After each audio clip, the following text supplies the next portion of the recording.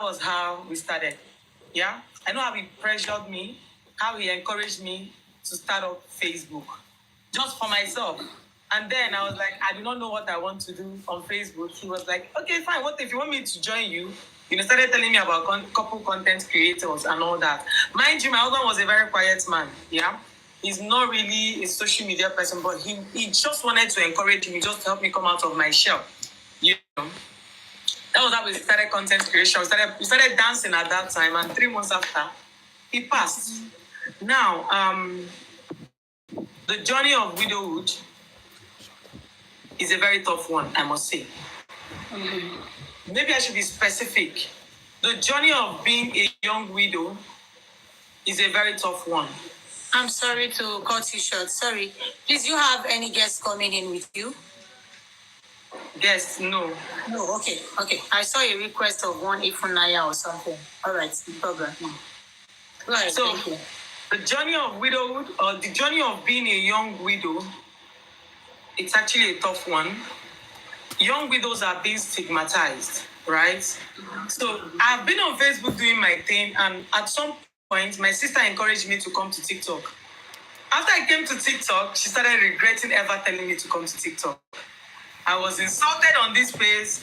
I was tagged a murderer. What did they not tell me? I've only been on TikTok for 5 months now, and my growth on this space has been massive because within 5 months, I grew to 115,000 followers, right? And I'm still shocked at how I grew.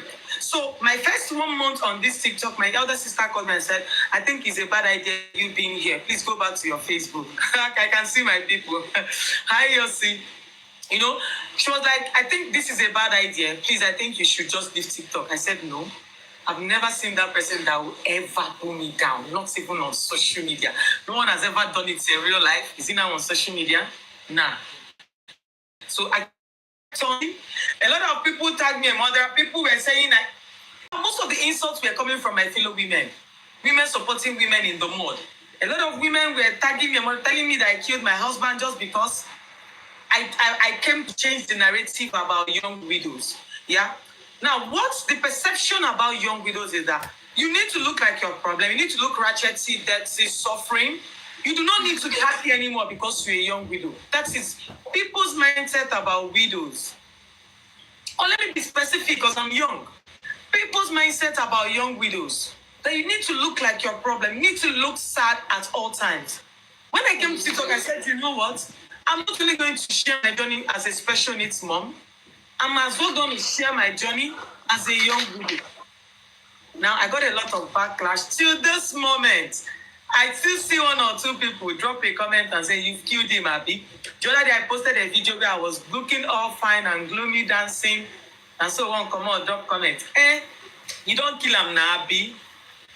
Whenever I see such comments, I laugh. Honestly, because humans will always be humans, yeah? I wasn't expecting less from humans. I'm mostly men, you know? And I just want to give a huge shout out to all my followers, people who go and fight my fight for me. All I need to do is say, look at what this person said, and boom. On Facebook, I call them Victorious Army. But I think it's on this TikTok. Now I don't get Victorious Army pass because they're always standing up for me. Honestly, they stand out and show out at all times for me. Right? And the honest truth is that I'm never going to back down. I'm not going to stop being happy. I'm not going to stop talking about my late husband. And I'm not going to stop being myself. I'll try to change who I am from everybody. No. You can come with your series of backlashes. I am here to take them all. You see that narrative about young widows? I am here to change it. Fantastic. Good to hear. Nobody is going to stop me. Today I am in the mood to go out and meet beautiful. CHIBUGO. I will dress up. I will look beautiful. I will wear one of my expensive wigs. And I will go out and have fun. Because I deserve to be happy. The only thing my late husband... excuse me. The only thing my late husband would want from me right now... sorry. Okay. Yeah. The only thing my late husband would want from me right now is to stay happy and stay alive for the children. I deserve to be happy. I didn't choose widowhood. Widowhood chose me. The only thing I can do is try to make the best out of it. I really love your strength. I love the when you talked about your husband. I love the way you were full of smiles, beaming. That was beautiful to see. And now you're talking about your experience. I can see the change in to where you know. Obviously, it was painful. It was hurting. But I like the way you've come out of it because you deserve to be here on earth, just like everybody deserves to be here, and that's beautiful to hear. Yeah. So, well,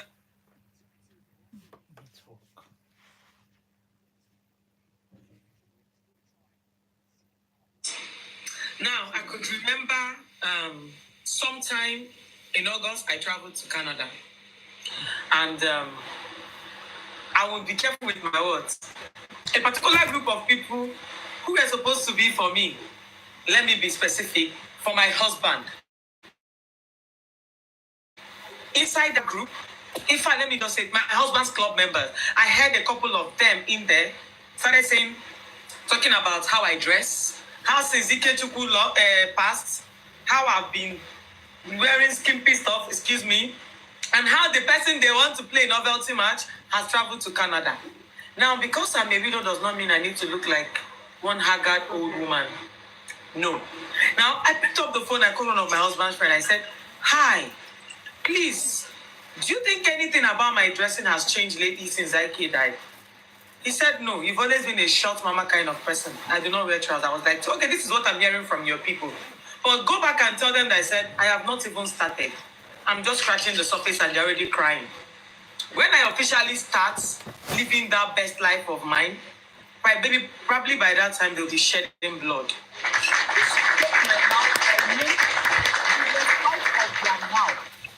Yeah, they owe me nothing. I owe them nothing as well. If they want to play a novelty match in respect of their member, they should go on and do it. But for me, I am not interested in it. It took a community to plead with me to attend it, and it was played last week Saturday. Right now, I know a lot of in-laws. I'll put again a lot of in-laws. These are the things I talk about on my Facebook. I dey fight for widows well on Facebook. I do not care who you are. If you like, call me President General of Widows. I go collect some with my full chest. Right? I fight for widows a whole lot on social media. And I will always come out and scream, dear in-laws, leave your young widow alone. They are not the cause of your problem. That is the honest truth. Tell me how a woman will wake up one day and decide she wants to be a widow. Is there pride in being a widow? Are we being paid to be widows? Who wants to carry the responsibilities of the family, of the children, on her shoulder alone? Do you know the stress of being a widow? The financial stress, the physical stress, the emotional stress, the mental stress, name it, the list is long. Please, allow your young widows breathe. Please, they are people's daughters. If you're a woman and you join your mother to pepper your late brother's wife, it go reach your turn. Oh. That is the honest truth. Just know that you're a woman. It will reach your turn. Sometimes put yourself in this young widow's shoes. Now, mama bonus. We didn't choose this life. Nice. We didn't choose this pathway. Honestly, it's so unfair on how young widows are being treated. Because I'm a young widow, so I should not live my life. Because I'm a young widow, I should not travel. Because I'm a young widow, I should not party. Anyways, I know Kuku Sabi party. Now when my husband did, now they party. If I see opportunity to party, now I go party. Yeah, or should go hug the transformer. I do not care. One thing I do not do as a young widow is to live my life for any human. Because once I leave this world, everybody will move on with their life. Dear young widow, live for yourself and your children. Do that which makes you happy. Do not reduce yourself to nothing just because you want to. Party is the only thing that will make you happy. Go on, please, party. Once you are done mourning your husband, obviously there is a certain time you are supposed to. We mourn for the rest of our lives, obviously, until the day we stand up and say we want to remarry. We are young. That is why we are called young. Will I remain single for life? That I do not know. It's your choice. I just turned 32 3 days ago. So I still have like 8 more years before I clock 40. Most of us choose to stay single, and that is okay. But remember that those children you are trying to stay single to raise will one day grow up and they are going to have a life of their own. Now you remain a lonely woman. When people come out and ask me, are you going to remarry? I always say this, I do not know. Let the future speak for itself. But for now, that is not what is in my head. All I am thinking right now is how to make money and how to grow my family and be a better mother to my children. If you've been in the journey for 3 years, 4 years, and you feel you want to remarry, please go on. I go there, encourage them. Call me anything. Say yes, I've killed the cage to remarry.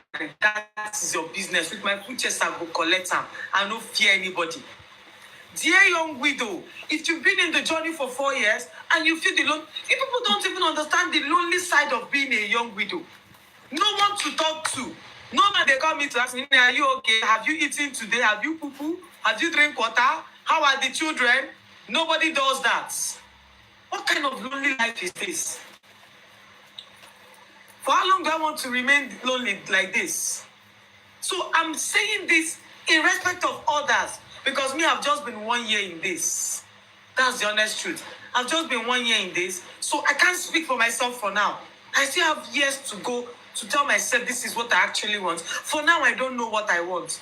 But if you've been in this journey for 3 years, 4 years, and the loneliness is getting to you, please give relationship a chance, give marriage a chance. If you want to, I can never tell you what to do. If you feel you want to stay and raise your children, that's equally good as a young widow. That is equally good as a young widow. Because these men that we want to kill ourselves and say, Chai, I will never remarry. My husband was a good man. I'm going to stay single. If now you go first. The next 2 days, side chick don't come sit down by his side. Though. I just want you to know that right now. 2 days after, another babe don't sit down by his side. They collect condolence on your behalf. You need to live for your children. You even need to live for yourself. Please, and please again, in-laws, please. The only thing you owe your young widow is support. Even if you don't have financial support, moral support, please. We're not asking for too much. In my own case, I might not be getting financial support from my in-laws because they are all women. But you see, moral support, physical support, they are amazing. I have the most amazing in-laws on earth. I was blessed. No worse, I am still in the family. I am blessed with the most amazing in-laws. They do not care what I do. They do not meddle in my affairs. They will always say, Chibugo, if this is what will make you happy, please go on. We support you 100%. Yes. That is the in-laws I have. If you're a woman and you have a young widow and you are joining your mother to fight that young widow, retrace yourself, your steps, please. It can be your turn tomorrow. That young widow, just like you are your mother's child. If you are a woman here, a man, a mother, please, ma, try to be a good mother-in-law. God called your son and not the wife. The wife did not kill your son. Therefore, should stop stigmatizing these young women and stop making them look like as if they had a hand in their husband's head.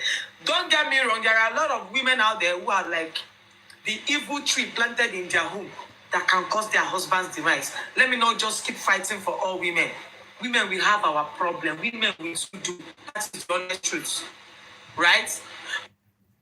But if you know you've got a good wife the financial aspect of it, the physical aspect of it. In fact, it happened to be that it's now that I started feeling the impact of having a special needs child. Because me, after I lost my husband, 2 days after, my son started falling sick. Till this moment I'm talking to you people, every Eke market day, I am going into the hospital with my son. The money I spend, the mental stress it gives me, the physical, because my son cannot walk, so I still carry him on my body. This is actually the thing my husband used to do when he was here. Now I'm the only one doing it. All I need is support. Even if it's not financial from my husband's family, just their moral support is enough. Their words of encouragement, you are doing well. Keep pushing. At some point, it will only get better. That is the only thing I am asking for. And the funny thing is that I get it. And it's enough for me. It is enough for me. Honestly. So please, let's quit stigmatizing widows and know that they are humans like you and I. Okay? No woman will intentionally want to kill their husband. Yeah, all might see me talk about how I and my husband had the best of marriage, the perfect of marriage, yeah? But there's something people don't know. In every marriage, there are times you would have one or two couple quarrel with your spouse. Any woman who comes out here to paint a picture of, I have never had a problem with my husband. My marriage is perfect. My marriage is the best. It is a lie. I chose to put the positive aspect of my marriage out there. Our good times were more than our bad times. That is the honest truth. If I'm to weigh it on a scale of 1 to 100, we had 95% good time in our marriage, and we had 5% bad times, which is normal. Which is normal. Now, I decide to cloud my mind with the good part because the bad part doesn't mean anything to me. And now, let me say this again. Dear women, if you're in an abusive marriage, do not wish for your husband to die. Right? Pack your load and leave that marriage. If you're no longer okay, it's better he stays alive somewhere. And you know that the father of your children are alive. Then he goes. Now, let me tell you what happens. When your husband or your wife dies, they become the victim. You are the suspect. Hear this again. That man that used to beat you blue and black, that makes you lie on the hospital bed every Eke market day. Once he dies, this is how the devil works. The devil will clear off that part where he beats you. And then the devil will only bring in that part where you once called him, you are a madman, you are an idiot, you are fool. Things like that. Now you will start feeling sober and you will start living in regrets. Once your husband or your wife passes on, they become the victim because they can no longer speak out for themselves. You become the culprit immediately. Number one, you yourself, you can not say that you the culprit, even when you did not do anything. That man that beats you every Eke market day will become innocent, and you yourself, you become the culprit. Please, pack your things and leave and pray for him to stay alive. That is all. Now, to hear all that will say, I married a deadbeat father. He does not provide. He does not do that. Listen to me. A man is like a crown above your head. The day he drops dead, the crown over your head has been taken off. 3 days after I lost my husband, people came for condolence. I was seated outside. So people were talking. I went into trance. That was my first time. You see, that image will never leave my head. I went into trance. Like I wasn't sleeping. My eyes were closed. Now in that trance, they showed me my husband, where he was like a giant. Huge. His head was above my roof. He was so large, he covered this whole house. And I was smiling. Right inside that same trance, I smiled and looked away. Next minute, I turned again. The giant of the home was already gone. Hey! I opened my eyes and I screamed. I started wailing. People started consoling me. I didn't want anybody to see my tears during condolence. I allow people to go. Once I come up 10 p.m., I stay upstairs and cry. I didn't want people touching me up and down. But that particular day, I screamed. A man is like a crown above your head, or a crown on your head. And a man is like the giant of the home. The day he drops dead, that is the day you will know that you are alone.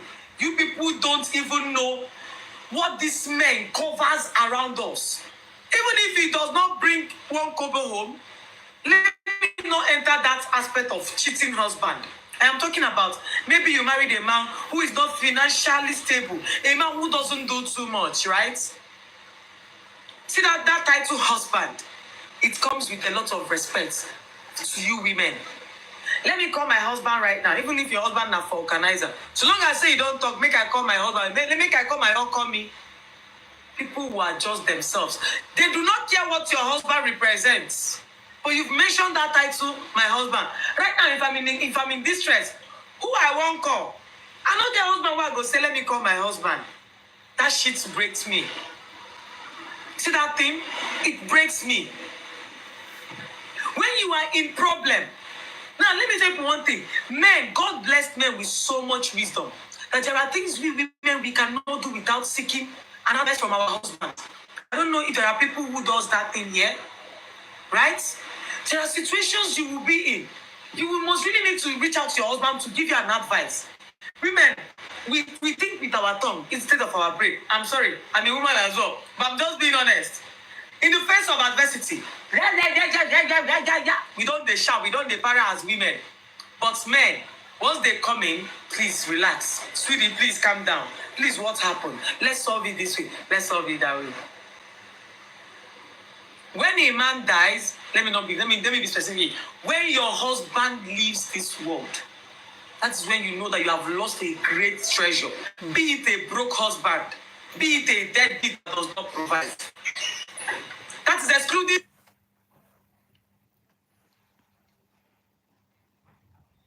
See that one there? I will keep hammering on this. If a man beats you, pack your load and go. It's not a do or die affair. Never you wish somebody's son death, Biko. Go. Keep doing your things from afar. Co-parents, your children need a father. Do you know what my children go through? Not having a father. Do you know what I go through? Being a father and a mother. If I go out and come back, the way these children rush, just let me go and buy something at the junction and come out. These children must run and hop and jump on my body, like as if I'm running away. If I want to go and buy something, they want to follow me. They are crying. Because I'm the only parent they are seeing right now. I am. Sometimes I feel like I'm not even doing enough as a mom, raising my son. Because there are things I know that my husband would have done better with our boy. Right? That's why every day my prayer is that God, now only me remain, no. Nothing must happen to me. I need to live for these children. I am the only one left for these children. Nothing must happen to me. Oh my God. Nothing must happen to me. If these children are attached to me like this, what more will happen when I'm no longer here? Nobody will take care of your children like you will do. Absolutely nobody. Family will act all of it when you are here. But when you are gone, nobody will care for them like you do. That is the honest truth. That's why my prayer every day is that God. My friends will always use this thing to tease me. Any small thing I will tell you, please, though, I am my children's only parents. Don't stress me. I am my children's only parents. I know they go anywhere. I am always inside this house because I shield my life like an egg. I protect this life for these children. Who wants to take care of Enzo if I'm no longer here? I do not want my children to become orphans. They are too young. My youngest just turned 4 last week. Honestly, that's what I'm saying. You need to live for yourself and your children. Do that which makes you happy. Ignore these naysayers. They do not have any say in your life. You own your life. The only people you will please right now are these children your late husband left for you. Every other person would adjust. They are naysayers. They do not matter at all. they don't. Please, dear couples, dear married men and women, if you have an issue with your spouse today, I don't say pride won't wound each and every one of us. Let me repeat this one, please. Sorry. I don't say pride, they won't wound each and every one of us. If they do me too. My husband has always been the one apologizing whenever there is a little problem. Yes, I'm sorry to move it back. Just move it back. Turn it a little. Thank you. Pride. Now pride may be our problem. We too get pride. Be it man, be it woman. We humans generally, we have so much pride, right? So please, I am urging you all. If any issue arises between you and your spouse, but women, be careful. If you decide to be the bigger person to always bring up the quarrels and try to fix it, the men will relax. They will never apologize again. See, marriage is just wisdom. I don't even know how we want to do it. Life is deeper than what me and you think. The day you become the first person to keep settling your quarrel fights, know that is how it's going to remain for the rest of your marriage. No matter what your husband does to you, he will wait for you to be the one to apologize. No matter what your wife does to you, she will wait for you to be the one to apologize. In my own case, now I came about the apologize, so pride won't wound me. Pride always won't wound me. But please, do not let your couple quarrel last for more than 24 hours. Be cool. Even if it's possible to settle it immediately before you go to bed. Please. Imagine I was fighting with my husband. And my husband dropped me off. Because on that very day, he took me to Ajawa Estate to pick up something from... One of my friends sent me something from Australia that day. He drove me to Ajawa because Ikechukwu was my personal driver. We had a very good relationship. He was the best husband. Let's take money aside. Honestly, he was the best dad. He was the best support system I needed. Anything I want, they put body 100%. That's the husband I married. He was my driver. Note, I'm a good driver. I drive interstates, right? But because of my husband, I became lazy. Anywhere I want to go to, he drives me. Everybody that knows me knew me with my husband. If you say, Sophie, come here, you go see me and my husband, we go land, he go drive me, go there. Even if that business meeting, I guess, he will drive me and go to the business meeting. There was a time one of my friends, their company called me for something like that because I do China importation. When she came out to come and escort me after the meeting, she said, so you brought your husband again. Would you allow this man to rest? I said, waiting again. But guess what? I am glad I spent all those time and moments with him. Honestly, we only lived for 6 years together. But see that 6 years, it felt like we've been married for 1 million years, right? The videos we share, the videos we have. I have a ton. Anytime I talk about my husband, somebody will say, Madam, rest. Are you not tired of talking? And I replied one person that I said, you are crying. Relax. So I'm just scratching the face. I never started to post Ikechukwu. I am Ikechukwu's video. Now 1 year, let me say this again. I don't know if anybody have done it, but you see what a lot of widows could not do for their dead husband? I, Victorious CHIBUGO, have done it. I made Ikechukwu stay relevant for a whole year. Ikechukwu was on everybody's mouth. If Ikechukwu comes back to life today, won't you know him? Obviously, you can know him. Obviously, you will recognize him. If you go somewhere and see Ikechukwu, you don't go run. I made you know Ikechukwu. I promised him that his legacy was going to leave. Our Facebook.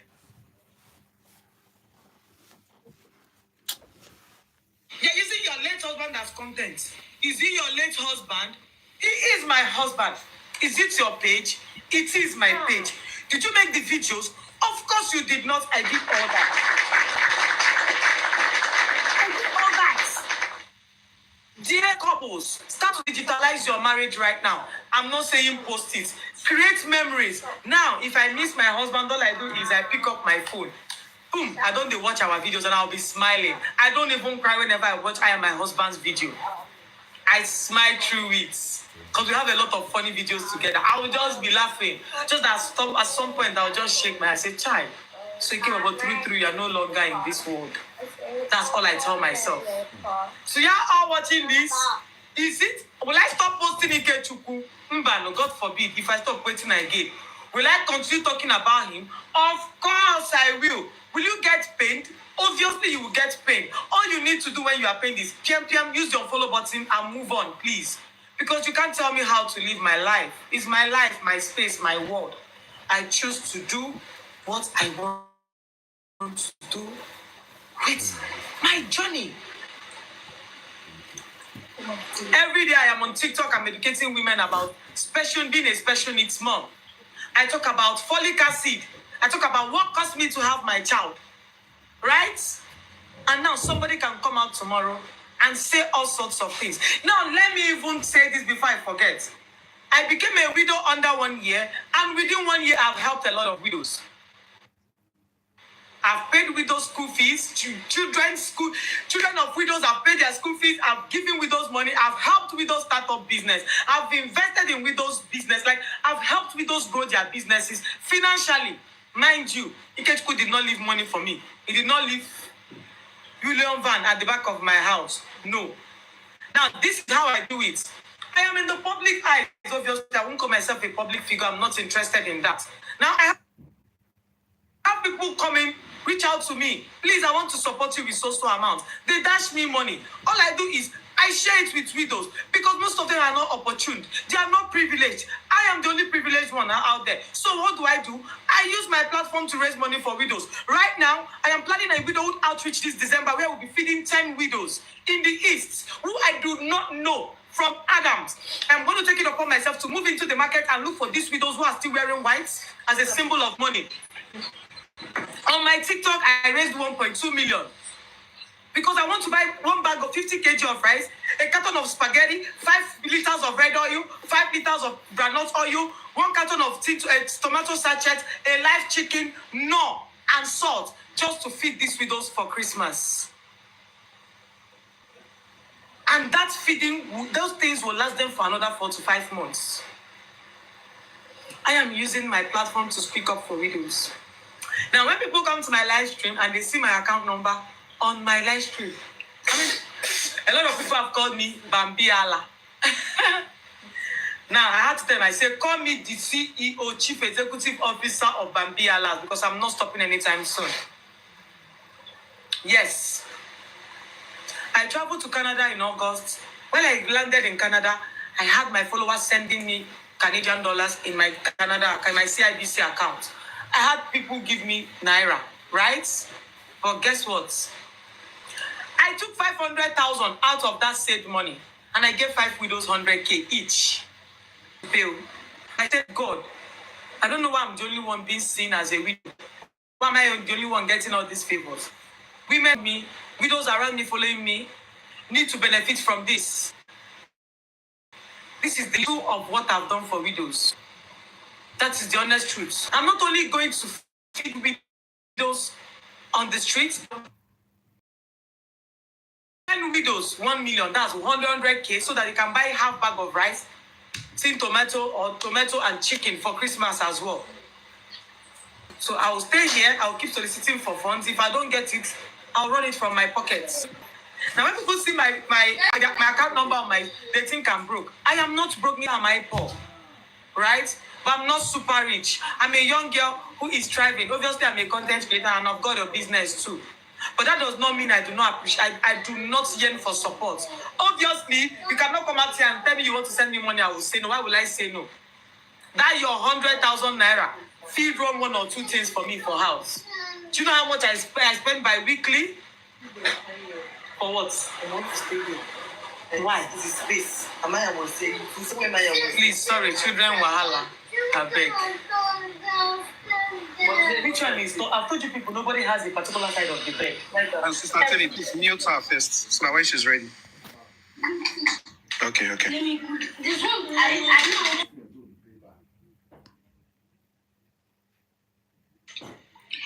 Guys, please let's keep on tapping. Guys, please let's keep on tapping. I hope you're enjoying the program. I told you the guest we're going to have is an orator. She's going to motivate us. And by God's grace, we'll also share. She doesn't know Wunmi. She doesn't even know the story of Wunmi. You can see she's just talking on her own. We're going to summarize the story of Wunmi to her. So allow her know that there's somebody that also have a similar story as hers, and we would also want her to pray for Wunmi, to motivate Wunmi to, like, she has been doing that. So we also share Wumi's story with her too, for her to understand that there's also somebody having a similar story as hers, and she's talking generally. She doesn't know Wunmi. In fact, was it this morning was the first time we had a communication with her, and instantly she agreed to come to the platform. Like, oh yes, she does things for widows. She'll be her views to share her story and also to be part of hers. So, guys, don't forget. Oh yeah, guys, keep on tapping. Please don't forget to keep on tapping. Okay, Sophia, if you're ready, we are ready for you. Okay, so sorry, please. Children, I need to attend to them. They're about to sleep. Well, I forgot what I was saying because of these children. Well, We're just saying that December you've raised some money for some widows, and we're going to give 100,000. And that, yes, okay, so yes, I already raised 1,200,000 to buy some stuff I mentioned for each widow, right? And now I'm working towards seeing how I'm going to raise 1 million for the widows online following me. Now the funny thing is that most of these widows live through me. If I open my Facebook inbox, even those that have been widowed for 5 years, they will come in and say, I've been a widow for over 5 years, but you motivate me, you encourage me. The other day, I went to a shopping mall. So when I was coming out, one woman bumped into me. She was like, excuse me, that woman should be my mother's age. She should be in her late 60s. She said, sorry, please. Are you not the woman I saw on the internet? Obviously, it was me. I said, yes. She said, Chai, Name, you motivate me. I lost my husband 1 year ago. Every day I cry. In fact, I was even crying on while I was going through the internet and I saw you. Immediately I wiped my tears. I was like, what? If I can motivate my mother's age mates, what more? I had to bullshit and shut the naysayers. I didn't even transform. I shut out the naysayers and be like, these people do not matter. On my Facebook, people fight me a lot though. For those of you going to join me there, I'm a different human being on Facebook. On Facebook, I am in Daboski Bahose, so people will be aware. I am a different human being here on TikTok. I know they hear word, I know they agree for anybody, right? On Facebook, they call me a rude widow, right? So just so that you people will know that I'm different on Facebook. On TikTok, I'm a sweetheart here. But on Facebook, I been the bosskeeper host. I be a bit of shaker. I know they agree for anybody on that space. They want to pull me down, but me, I am one person that can defeat 1 million people.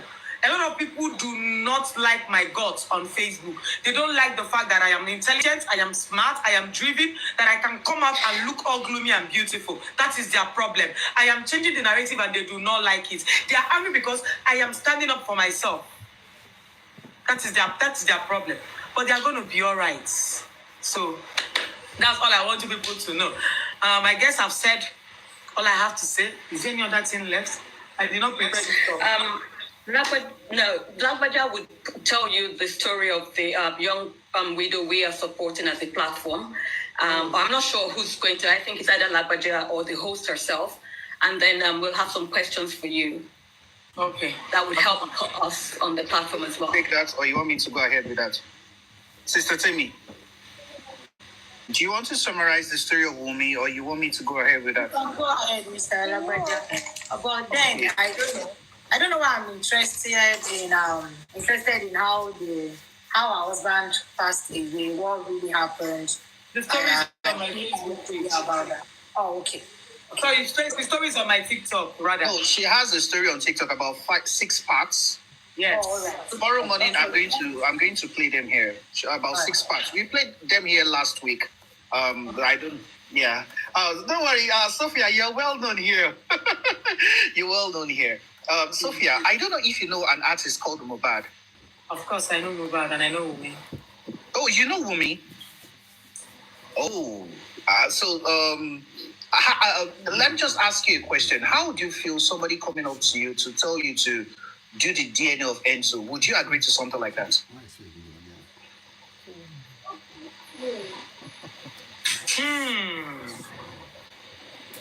Well, to be honest with you, if my husband is not present, there's no need for me to do any DNA.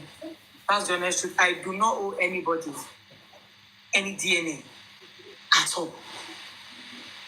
That is the honest truth. We try as much as possible to take her off social media, and I was like, hey, Sophia could go emotional with her talk, so we don't want her to break down. But I told her, like, please listen to Sophia. She's quite a motivator, and I'm so happy to have. And we just noticed that as in what really happened to your husband, it's almost the same way, but how you guys have survived through it is almost very similar. You were accused of, you're always accused like, oh, so you were the one responsible for CHIBUGO. She's also accused of Mohbad. Her own is on in a court case. So many people on social media are clamoring for something that is our own private life. They're going deep into our own private life, our own private issues. They don't talk about their own family life, how they have issues with their husbands. And this girl has been with, you also had been with your husband for years. She also has been with her husband for years. They loved each other. They were like faithful to each other. Yes, you guys were awesome characters on TikTok. And honestly speaking, yes, when it was first on, I don't think you guys did that on TikTok. It wasn't on TikTok. It was it Facebook Reel? You guys posted it. Yes, that was the first time I saw. I didn't know he had passed on until somebody now showed like, oh, guy before he was like, he and his wife, they're always dancing. I was like, I was so surprised that, oh, so that got me what really happened to Ike. I was just like, wow. Then when I was listening to how you were even taking him, you were in denial that this guy died. The day he died, you were still staying with him, talking to him. The same way Wunmi was also doing to Mohbad. She was in denial that day, like, no, this guy, I still spoke to him some minutes ago. I spoke to this guy some minutes ago. This guy was so lively. What really happened? As in, then you guys started taking him from one hospital to the other. The same way Wunmi was doing the same way. And funny enough, do you know you guys have the same hairstyle on your hair? On your head. Really? Yes. Oh. The same color. And I was just like, hey, these guys are living almost the same. I was just like, hey, this morning, when you agreed to come here by 7, and I was just like, Wunmi, please, we need you to come and listen to somebody like you. Don't forget they had wonderful memories together. So like videos, pictures, and just when she was talking, she said when she feels like she's missing her husband, she just go through her phone to check those memories. And exactly what Omo will do also most times. You see her going back and say, sometimes they go like, last week she was telling me that she cleared some part of her TikTok because of something I don't really want to talk about, and she felt so pained because some of her conversation with her husband went with that stuff, and she was really heartbroken. She felt bad and everything. But just exactly what she's trying to say here, that whenever she meets her husband, she goes back to the memory they shared together. It's just the same thing Omo will do whenever she feels like, oh, and they have lovely memories together. Lovely memories. And Sophia, we are actually very thrilled how you try to help your sanity. You do that through dancing, through music. You also do that by even coming online. That clears a whole lot of sanity. I was on your Instagram and you were sharing. I was on your Instagram and you were even sharing how Enzo went for an MRI, and I was just like, this girl is strong. There are some people that can't do that. They can't. And honestly speaking, you are a voice to so many widows, and you are a motivation to even we guys. You are letting us know what we should do even while we are here. Honestly speaking, we're only not talking to widows. You are not just talking to widows. You're even telling us that we men should have family time. We should have memories shared with our wives, not just our children. We should have memories shared with our wives that we don't know who is going to go first. We don't, you said it just now, we don't know who is going to go first. And whatever that is a quarrel, we should not allow it last that long. As in, I am gaining so much from this. You just spent just 1 hour and you spoke like a professor on TED Talk. Honestly speaking, you motivate so many minds. I don't know if other panelists want to talk, but honestly speaking, I am really inspired by you, and by God's grace, whatever you want to do, I'm still. Whenever you go live, I try to watch, and whatever you also do, you're talking about some projects, and by God's grace, we will also try to participate in them by God's grace. So, fellow panelists, please, if you have 1 or 2 things to say, please join the discussion. Thank you. I think maybe we should go with the first question for Victorious. Did your faith play an important role in how you were able to cope? Or your beliefs, whatever beliefs you hold as personal, did they play an important part? Well, my faith.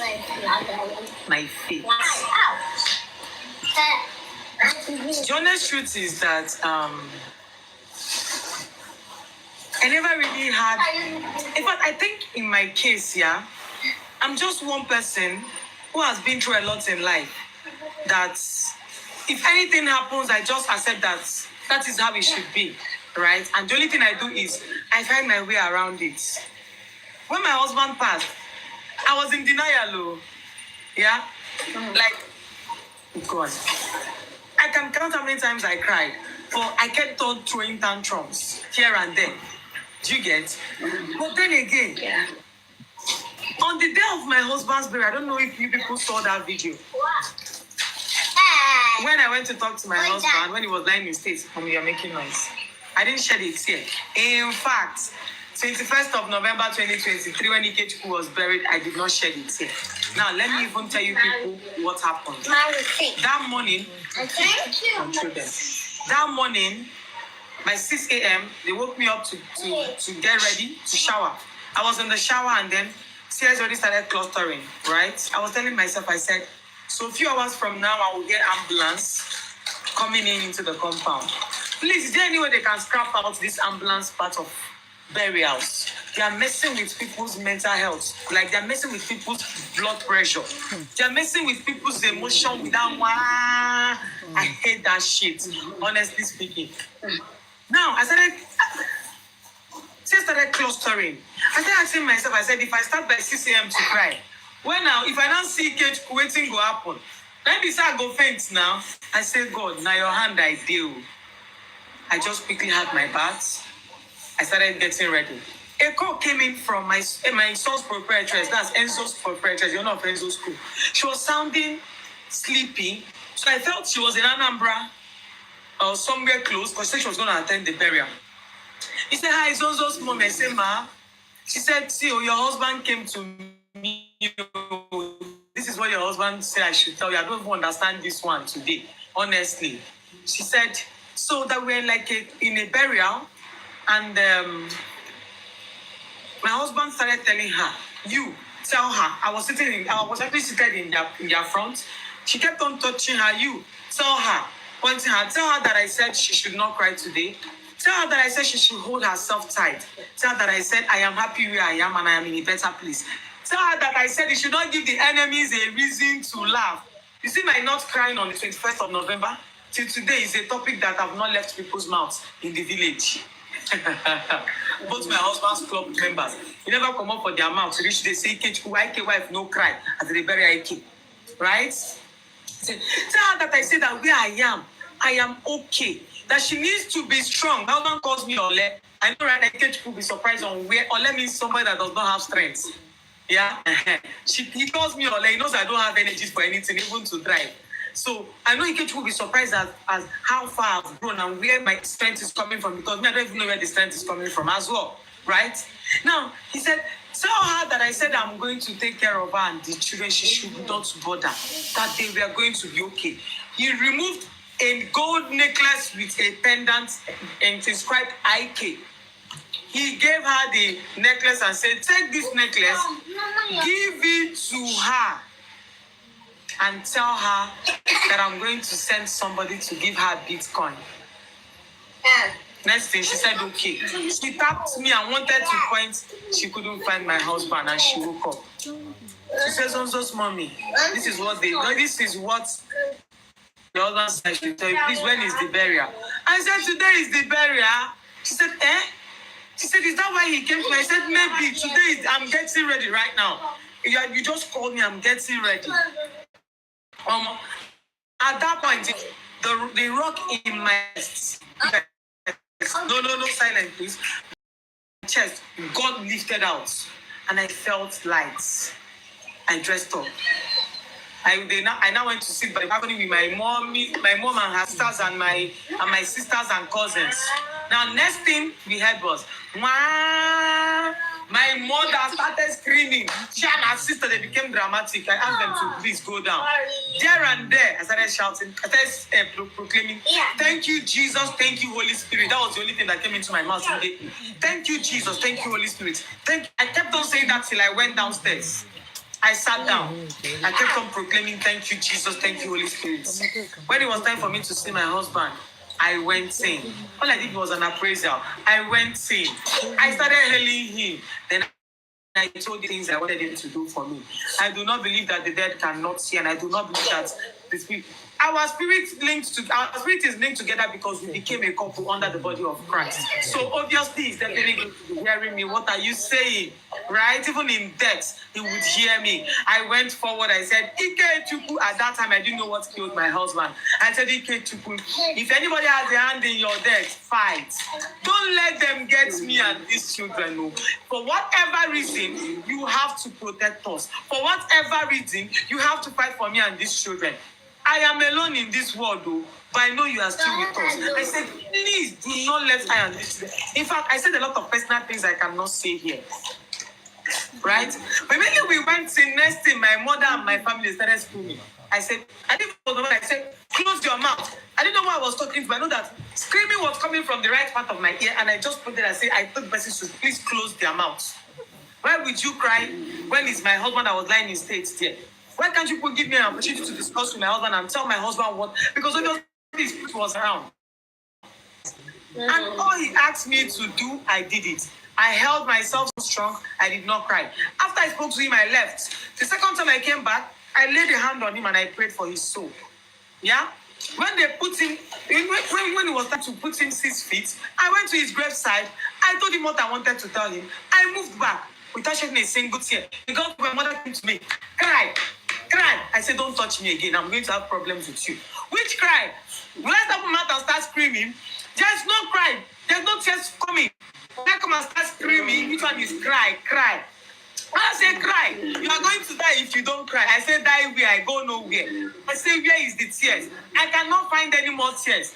All the prayers I prayed in Lagos before I came down to the east for my husband's burial. Don't you think this is part of it? I prayed for comfort and consolation for straight 2 weeks. That was all I was asking God. When people ask me how I did it, I keep telling them that I only ask God for comfort and consolation. Because at some point, my heart felt like it was going to shatter into pieces. Every midnight, once I come upstairs after the condolences, I go into my bathroom. I'll keep praying, God, please comfort and console me. I always clamor this because my heart was almost ripping apart. God, please comfort and console me. God, please. I kept on praying a prayer of consolation. And on that day, the comfort and consolation I needed came. And you want me to cry. Cry where?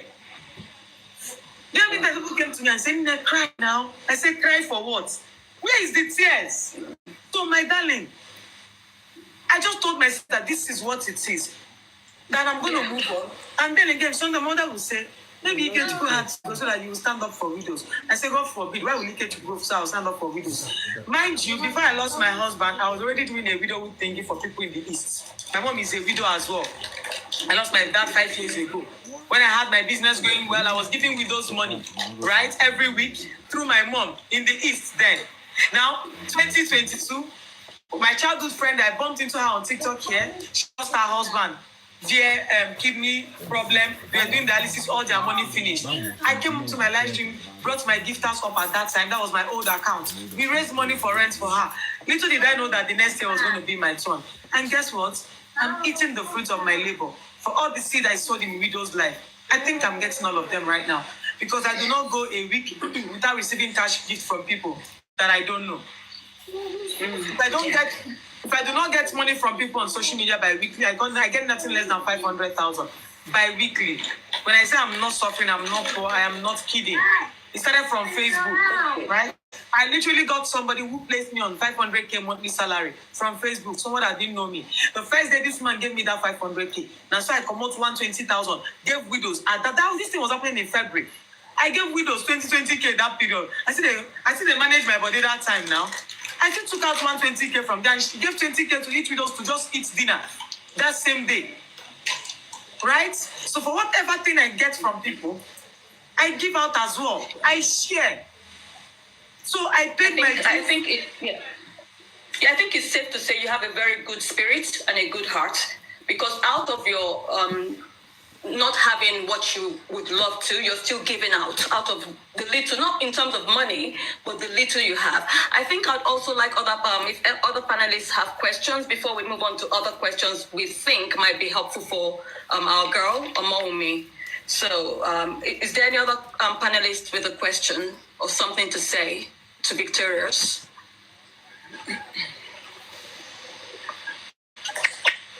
Hello, good evening. Are you Victorious? Okay, yeah, Victorious. I thought it was Victoria. Good evening, panelists. Good evening, everybody. Comment section. Hello, brethren. All of our brethren. I say hi. I didn't know it was you coming on the platform. But incidentally, as we were coming back home, I was sharing your story with my friends in the car. Even though I have gotten this invitation and I was not informed. So I came in, I saw it was you online and I'm like, oh, wow. I don't have questions to ask because I have followed your story. I watched the part 1 to 6. In fact, the other day when I said I got emotional, I was saying it on the platform like last week. No, it was this week. I said, I saw something online that got me really emotional. I've not been that emotional in a while. It was the response someone gave on your post asking to see the face of your late husband while lying in state. And I just want to say that your story, your life, your experience is actually ministering to a whole lot of people. Because as a result of that conversation, we also had a conversation here on the platform around people's insensitivity online. You never know what people are going through, and people just come to utter unkind words. I hope that as many as those who are listening this evening, they can pick 1 or 2 things from what you have said so far. I mean, narrating why you didn't even cry hits differently. Because yes, to some of us, like when I saw the video, I actually saw the video and I was commending your strength and all of that. And but I thought you were internalizing the pain. And I'm like, this person that is not crying at this moment, the time she would break, she will. But, imagine that people were being insensitive, leaving unkind comments, whereas there is something on the line. Why you had to hold it all in? It's not like it's easy. I want to commend you once again. And I like that you ascribe the strength and everything to God, because it could only have been God. I am not a widow. I have not lost a husband, but I have lost dear ones. And I know how it feels. It hurts. It hurts. And may God continue to uphold you And yes, it's a ministry you've started already, because I mean, this is a ministry and it's doing well. And I know that there's a place God has destined for you. You would reach there. Another thing you said that hits me was the same thing that Omawumi says a lot. Omawumi is, of course, you said you know Wunmi, but I love to call her by her full name, Omawumi. You know, every time she makes a post, she says, oh, she has to be there for her child. She's the only one her child has. So she has to be strong and available for her child. And that stands out for me, hearing same thing from you. And yeah, I know that hopefully that she's also hearing, she's listening on, and she's a strong woman, strong young woman on her part. So, I mean, in her case, she became a wife, a mother, and a widow all in 1 year. And yes, she has had the taste of these cruel people, unkind people, mean humans. She has had a taste of them in any form anyone would ever think of. But God has been with her. And yeah, hearing your story too is also a confirmation that when God says that He is the defender of the widow and the father of the fatherless, this coming across your profile, your content, and hearing from you again now is a further confirmation to read that indeed God is the defender of the widow. And may God Almighty continue to uphold you and your children and all that your beloved husband left behind. Yes, in our own way. Well, let me speak for myself. Yes, I would continue to support you in one or two ways that I can.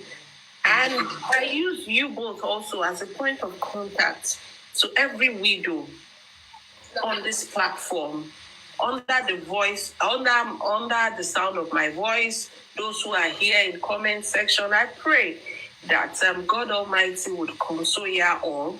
It doesn't matter how many years ago, a loss is still a loss. May God continue to uphold you and your household. Thank you so much. Keep being strong. I love how you are able to turn your pain to purpose. God will continue to uphold you. Thank you. Soft Life, I see you. I'm coming back to you. Nakoja, did you want to go? Yeah, okay. I just want to make Sophia smile a bit. So Sophia, we only know about an alias of your husband, Ike Bobo. Do you have any other pet names you call him?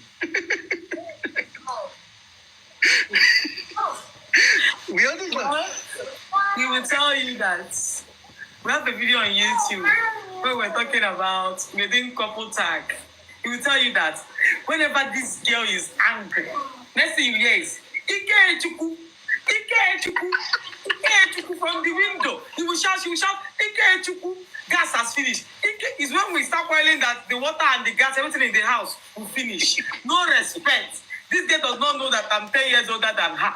Ike Chuku up, Ike Chuku down, but guess what? For all the years we lived together, we had our quarrel issues. He never called me by my name. Mommy, any small thing, Ike Chuku, up and down, on our film, right? Well, I call him Ike Bobo, then I used to call him Dave. We started with Sweetie first. We started, in marriage,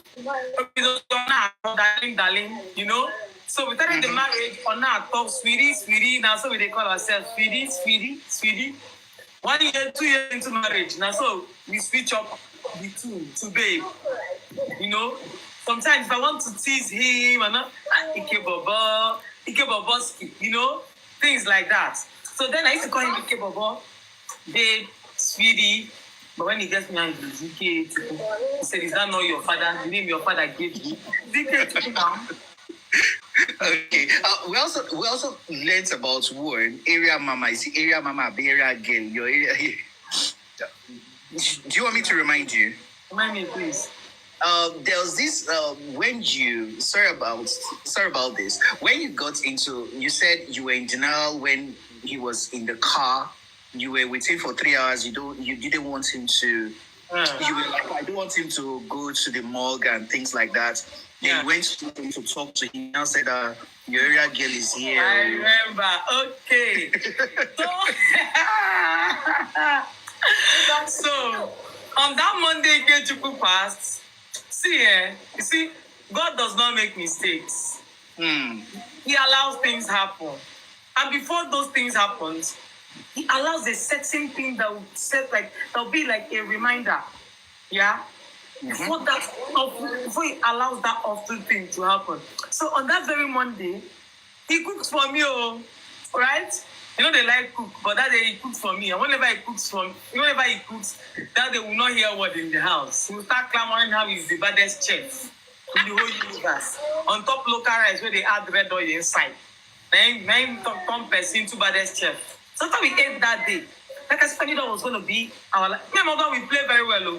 And you say, you know, you don't play when you are small. Because the way I used to play, on that very Monday, the play was so intense that he picked up cane. He went to go and bring cane. He said he would flog me. He said, did I meet you under my 2 bridge? He called me Agbero. He said, you're an Agbero, you cannot tell me anything. Sometimes you be acting like as if you're an Ajebo. But no, you're an Agbero. You stressed my life for these 6 years. He picked up cane. He said, when you I met you again, was it under my 2 bridge? Because why are you acting like an Agbero?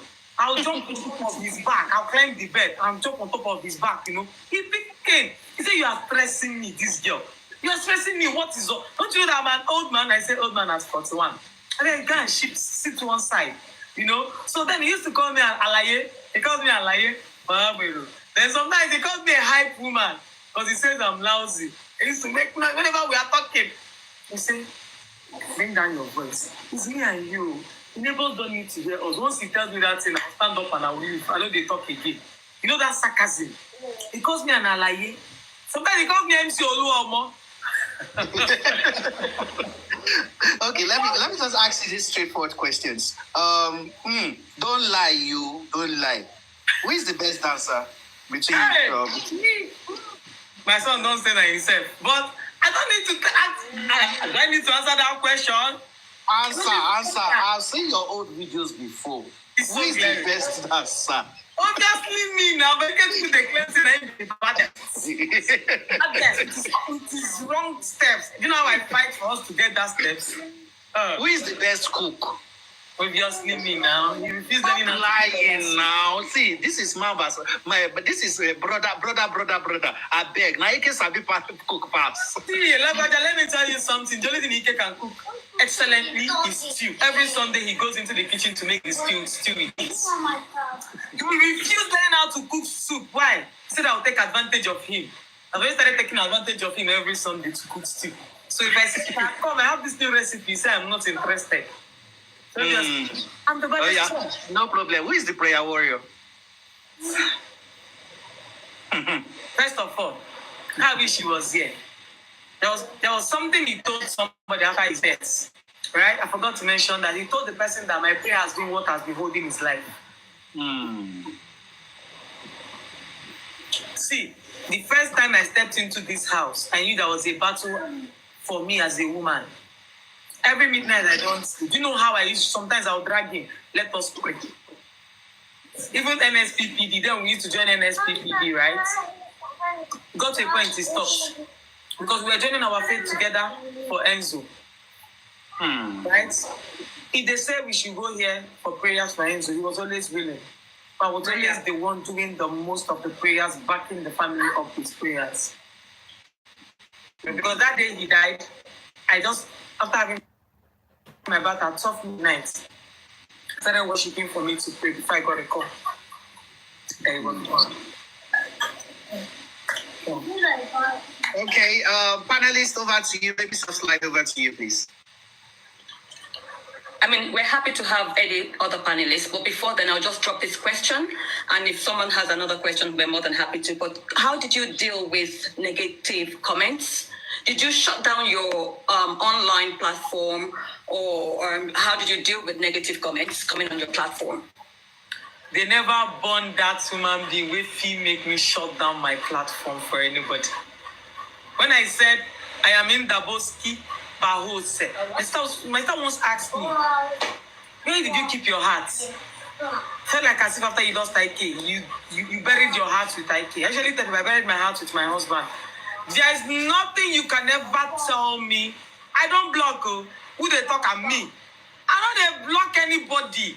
Lie. Now, this is what I do. That energy you bring, I will tell you that I can exude that same energy in 10,000 folds. Most people have entered my life, so you see where they para for people now. Trolls, I usually tell trolls. I am that troll that trolls your troll. I'm that troll controlling your trolling. If you come at me with negativity, I give you back that same energy 100%. I usually tell them that nobody has monopoly of madness, right? That thing you think you can do, I can do it better. But I choose not to do it because I have self-respect. When you come at me on my platform, obviously I'm going to match that same energy with you. I'm not going to be the bigger person. Why won't you be the bigger person and mind your damn business? If you go through my page, you see me replying to all of them with video. I did my day. Person say, you're a winner, you're wearing ring. And I can see ring all over your fingers. Guess what? I'm a ring lover. I went to gather all my rings. I wore 10 rings. That's why I come make video for the person with all my rings like this.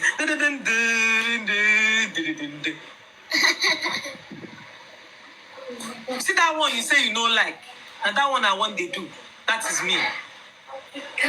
That one you don't like about me is the one I want to do right now. So trolls, they are learning where I am now. They are beginning to be scared of me. It's on my Facebook, just like I said. You see on Facebook, I'm a totally different human on Facebook. I am different. It's a totally different word for me there. I'm like a fighter on that space. And I'm not stopping anytime soon. Thank you. Any panelists, please? Okay, thank you.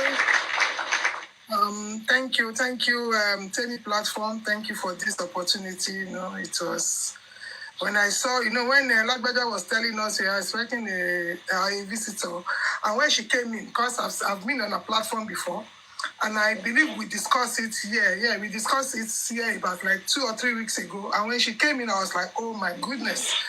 So this Tenny Platform is an educative platform, bringing similar situation just to enlighten. We are not just here shouting and supporting Wunmi alone. We are here trying to help other.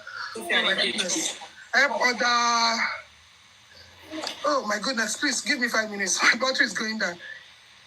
Okay, sorry, for those asking for her Facebook page, it is Sophia and Ikechukwu. Sophia and Ikechukwu. And I think our Instagram is just Sophia Martins, yeah. You can see I have actually gone around. Wow. Martins is actually Ikechukwu's English name. Oh. Okay. Is there any other person on the panel that would like to ask a question? Yes, Pythagoras, are you there? Yeah, Pythagoras, let me finish. Sorry. Okay. Yeah. So as I was saying, I've been in a platform before and I've seen all what you have been saying. You know what? Accept my condolences. Yes, God will continue to be with you and your family. This is one thing I was saying. Anybody, if you have a female girl, a girl child, that's how they call it, a girl child, we should not only train them that you have to be submissive to your husband or to the man. We should imbibe self-respect into our own children. So, because in life, things happens. Nobody prays for evil, for anything bad to happen to them, but it happens. Life happens to us. So we should train our children how to face life when life happens to them. Just like these people, some people some people that are against Wunmi, they will say because she's not respecting her father-in-law, she did not listen to what her father-in-law says. No, that does not make her a bad girl. It shows that she has self-respect. I will not, because I came to marry you, or I came to marry your family, and I will throw away my dignity. You will ask me to sit down here, and I will sit down there. You will ask me to eat, and I will, even what I don't want to eat, and I will eat it. You will ask me to drink what I don't feel like drinking, and I will drink it. I thought you call that respect to the in-laws, or respect to other people. No. We have to, as we are training our children how to be a good wife, how to be a respective child, how to have good relationship with their in-law, we should also train them how to have self-respect, how to be able to stand up for their own rights, how not to be allowed to be trampled upon. You were saying something. You are one of the lucky ones. You said your in-laws were good people. You were one of the lucky ones. I know. In Nigeria, we know in a situation like yours, we know what happens to the wife, especially the younger ones. And that was the reason why we were here today, because we saw the same thing meted out on a young widow like yourself. From her own in-law, she was not one of the lucky ones as regards good in-laws. So, everyone that is listening to me, you are married or you are not married, you standing up for your right does not mean you are rude. And when you said, when I first came to your platform and you were saying it, I was like, oh my goodness, and that I never, until now that you said it, that there are some people living bad, because your own situation, it was like straightforward. It wasn't even, it might be similar to that for me, but at least it was not your husband was sick, you were called to come and meet him where he had died. So I was even saying it that I think it was all this with Baba Mohbad supporter, they would have been saying that she killed her husband, especially when you make mention of that. That money was when you went to the bank to go and open joint accounts with your husband because you wanted to travel abroad. Those are the requirements that was needed. They would have capitalized on that and said that was why you pushed that guy, you forced that guy to go and open joint accounts so you have access to his money. You understand? And that was what happens to Wunmi. That was what happens to Wunmi. So when you were now saying it, that you also get troll that people were leaving bad comments, I was like, so evil people everywhere. Evil people everywhere. So it's not only Wunmi. So that means I was like, oh, that means Wunmi is not.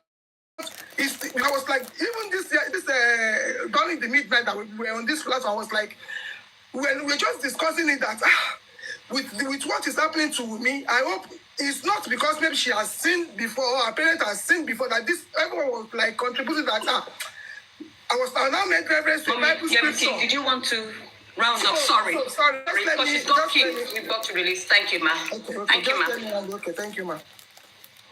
So.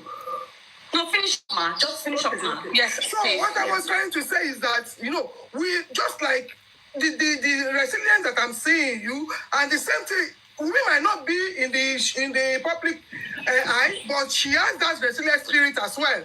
So every girl child, everybody, we should train our children to be self-sufficient on their own, to have their own self-respect, to be self-resilient. They should not fall down to any bully.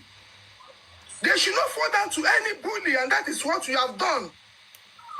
And God that has comforted you this far, we continue to comfort me as well, and every other young widow out there. I am not a widow, but I have lost a loved one before, and I know how it is. But Thank God you will very strengthen you all in Jesus' name.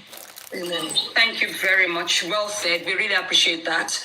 I'm just mindful because I know you have children and we don't want to keep you longer. You've been really generous with your time. But we have, I think, Dukia, did you want to say something? Lilibet? Was that Lilibet? Yeah, it was Lilibet, yeah. Yeah. Good evening, everybody. Hello, Victorious. Hi, So good to have you here. Yeah.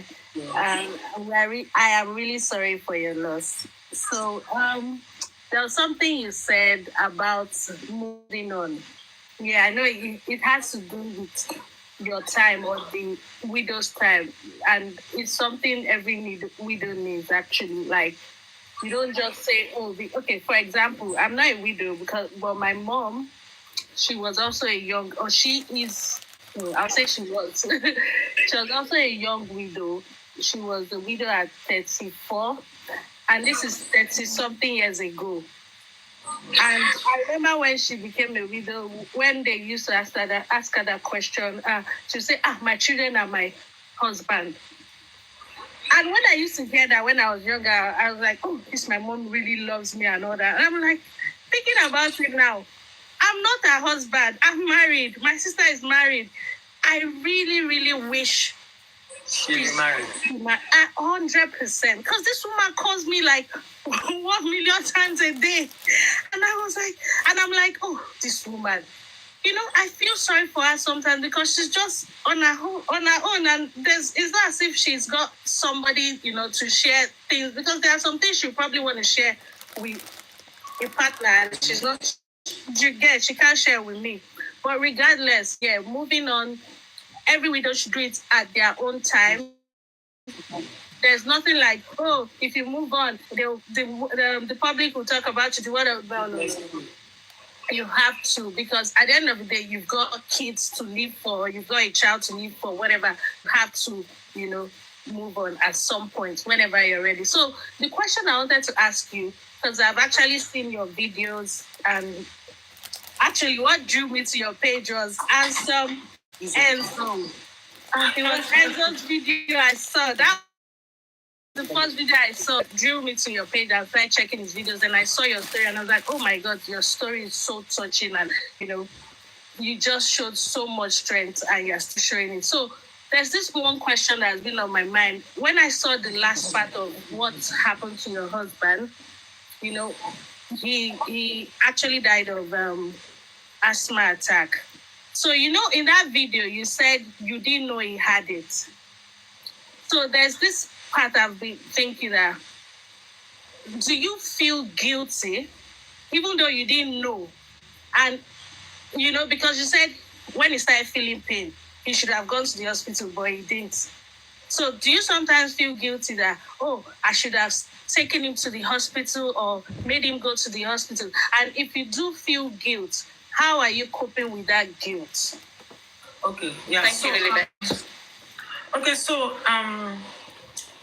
the honest truth is, the day I finally found out, for the past 10 months, when he died, after 10 months of his demise, or during that first 10 months, I kept on asking for closure. That sometimes I even asked him to come and tell me what happened to him, because it's still like a shock to me. Sometimes I even asked him to come and yeah, go on. Sorry, Victor. Yeah. So I kept on asking him to come to me, tell me what happened, because it's still like a shock to me. Somebody would say, hey, he had cardiac arrest when he wasn't even hypertensive. I usually checked my husband's BP and blood sugar. Like, I took it very personal. I wanted him to live long for me. I watched the things he eat, even though he was young, right? Now, I finally found out that it was an asthma attack that killed him at 11th month. At the 11th month, when my son Enzo got diagnosed of asthma, then the doctors linked it to his death and all. There was a way they should just, I cried the whole week. I lived in guilt. Why? On that Monday before he died, our whole house was robbed. It was that day he died that my father-in-law asked us to remove the rug and then retile the house.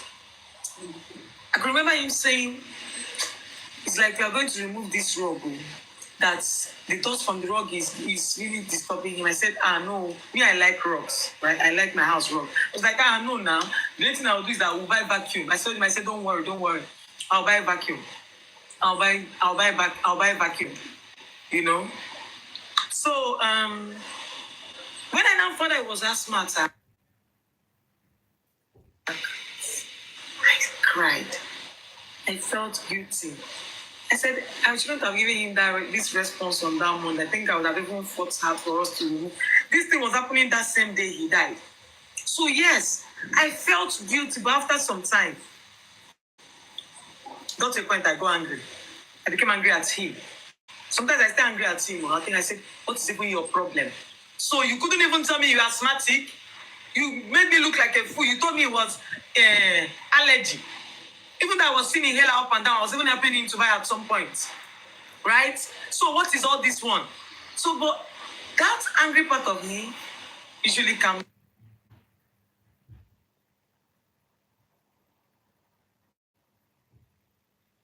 at some point, and then if I remember that, well, he didn't mention it to me, that thing calms me down.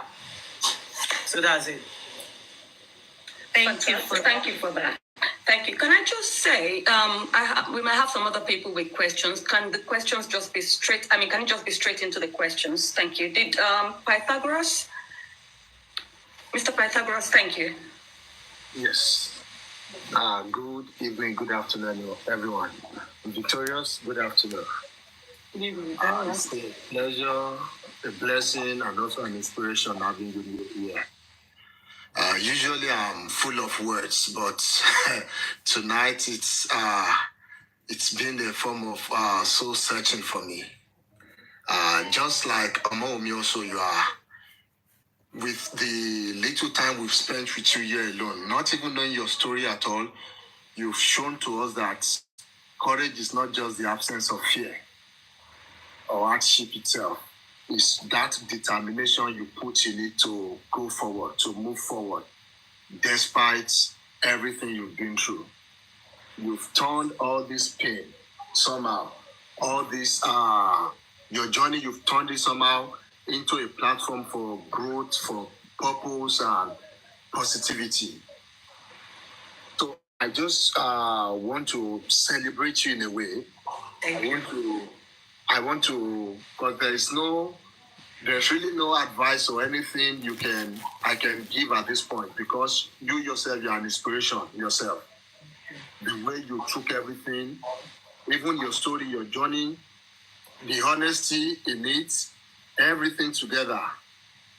At some point, I was laughing. At some point, I was close to tears with this story. So you've shown that it is okay not even to be okay sometimes. It is okay to grieve. It is okay to find joy even in the midst of that grieving, in the midst of that sorrow. Yeah.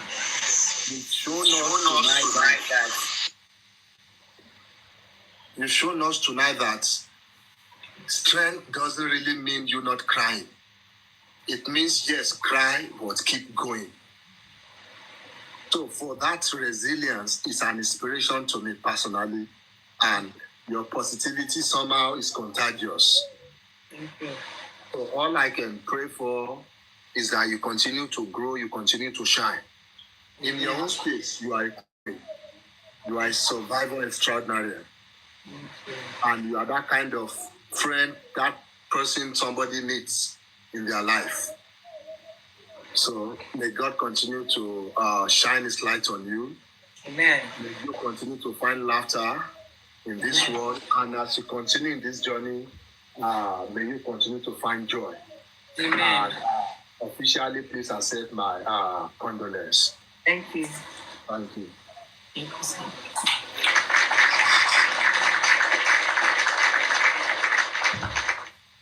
Thank you very much, Mr. Pythagoras. We always enjoy your words of wisdom. Victorious, we're a platform that looks after everybody that comes here.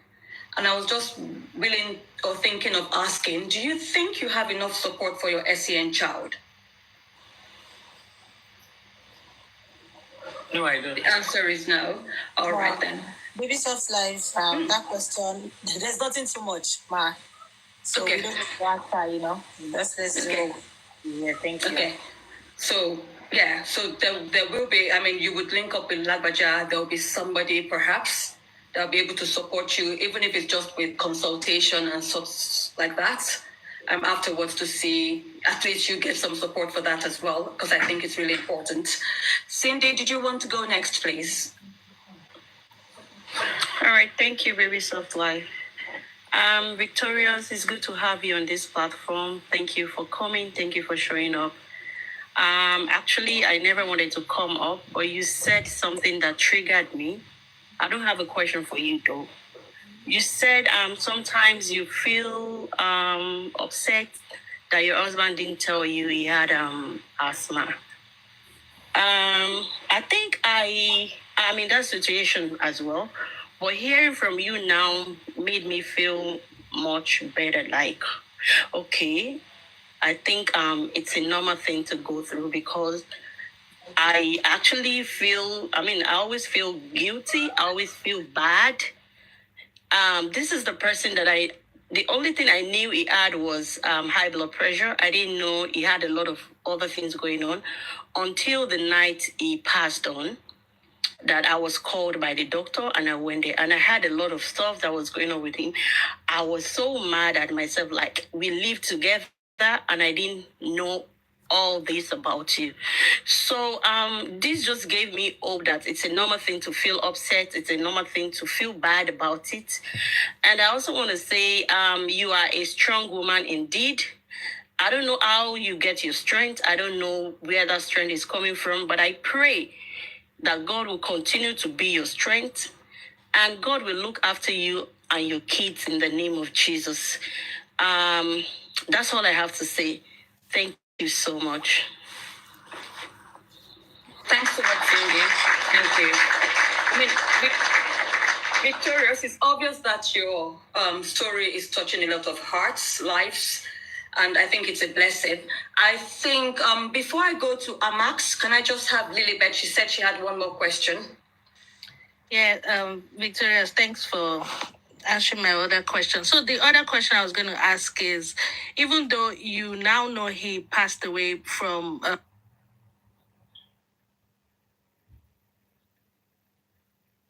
he had a spiritual attack, like maybe someone killed him or do you get? Because I think when you were talking earlier, you said something like that. So do you feel that way sometimes?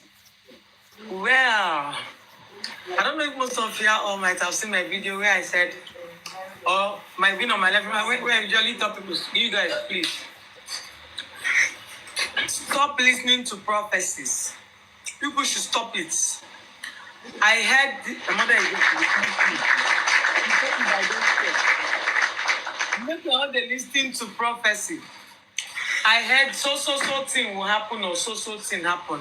There is nothing of such. So when my husband passed, there's this my husband's aunt who is an evangelist.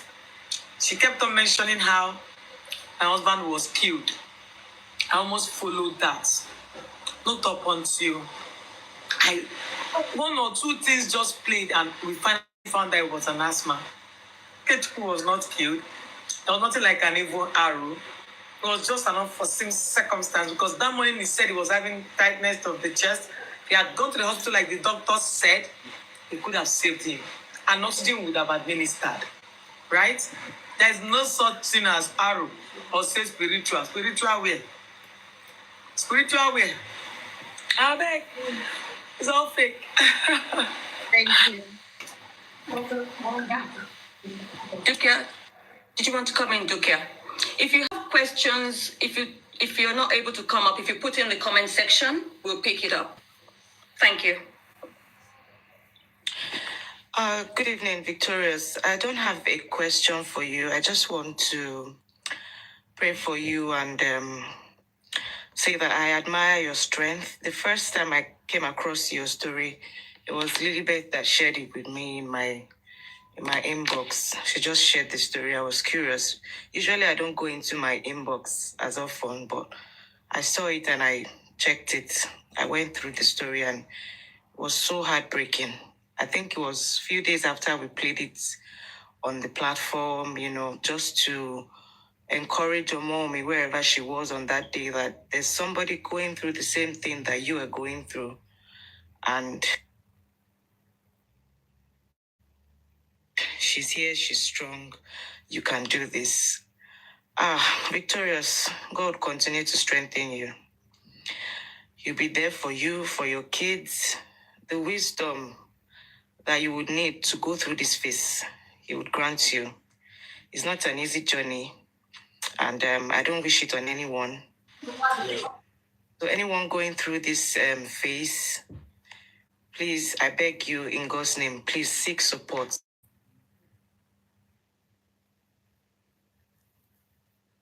Yourself out of the world because of whatever it is that is going on around you. Please seek help. It kills faster when you're trying to bottle it all up. There's another lady on Instagram that is doing the same thing you're doing. I don't know if you've come across her. Her name is Oluwaseun Fumi Joan Stephen. I've been following her since she lost her husband about 4 years now. She's also doing very well. If you have any chance, if you don't know her page, you can also go there and, just follow up and see what she's doing there. God be with you, Victorious. God bless you. That's all I have to say. Thanks, Dukia. I mean, Victorious, you're a woman of incredible strength. And I would say, I think you have it all covered. I'm not sure what else I could say to you. But you're admirable and of incredible strength. If you just wanted to speak to the society, do you think the society is doing enough? Especially in the cases of young widows. Do you think age is being encroached on by older people because of culture? Did that make sense? So what I mean, okay, we've agreed the society is not doing enough, but in the cases of young widows, do you think the culture is allowing older people to have certain expectations of them that are not realistic in the way they should have handled the situation they found themselves? Older people. Sorry? Yes, older people, yes. Thinking that because of course you're a woman in your own right. However, much matured people generally, not just women, matured people think, oh, maybe Victorious, maybe you should have cried this way. You've said that already, but maybe you should have shouted this way. Maybe you should have cooked this way. Are people trying to tell you what to do, forgetting you're also an adult? Okay, so there was one time I saw a comment on my post.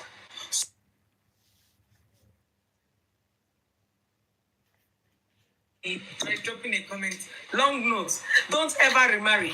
Sit down and look after your children. Hustle. Do this one. Do that one. This is a woman that has her husband by her side. Though. I did not say anything. Not up until another widow replied after for like 2 months. Please, I'm a young widow with 3 children. If you know the emotional stress and the financial stress we go through as widows, you will not be dropping this kind of advice. Please keep this advice to yourself if you are not a widow. Now, I took that comment and I made a video, right? In that video, I said, do not advise a widow if you are not one. I said, dear widows, don't take advice from people who are widows. Even widows, there are some widows you cannot take advice from, like my mother's age mates them. I want to collect advice from them. That is the honest truth. I know if you collect advice from my mama like this as a widow. Right? Now, a woman dropped a comment and said, better stay and take care of your children. This, that. And she said she's a widow and she decided not to remarry. She doesn't want any man to take care of her children. Do you know what I did? I went to this woman's page, went through her comment, her videos, her pictures. Guess what? All her kids are grown. When I mean grown, they are living in Dubai. She lost her husband 4 years ago. That woman shouldn't be anything less than in her late 50s. And you're advising a 31-year-old girl like me, I should sit down. When your children are the ones, she went to Dubai. Your children took you to Dubai. Like, why are people so selfish? At least, if you did not spend time with your husband, you at least spent 20, 25 years of your marriage together. My own knowledge 6 years old.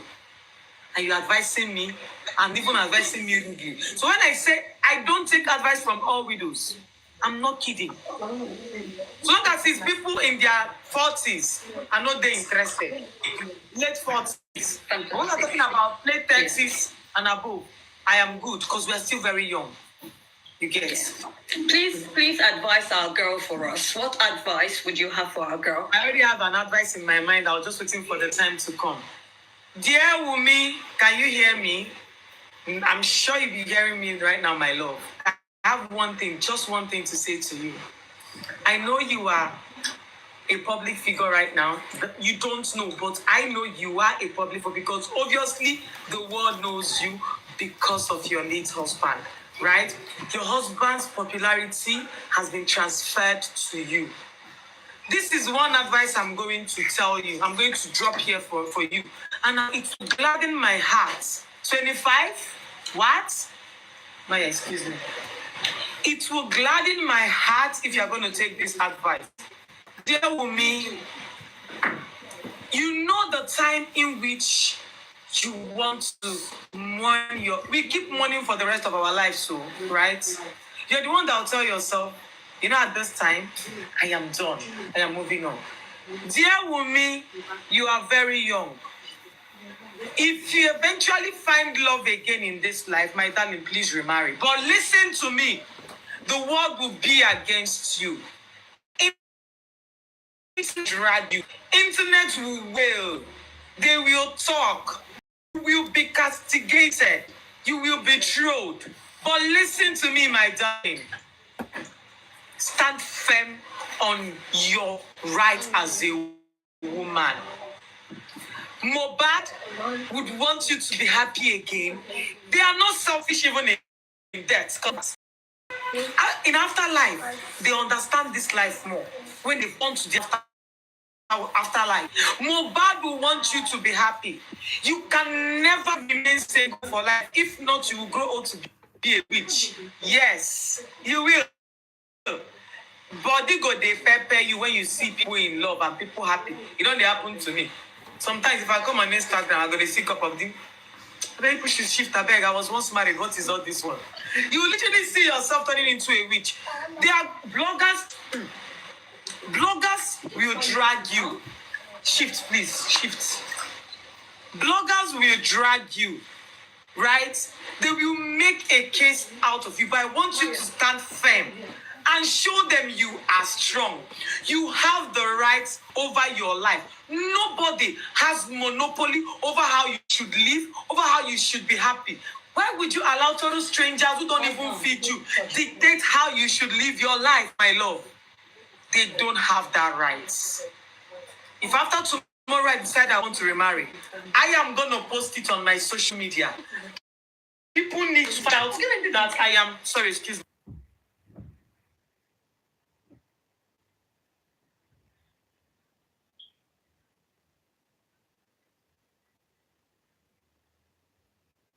Whilst we're waiting for her to come back, I notice we have two people up. If she comes back, I'm mindful she has children and they're probably needing her.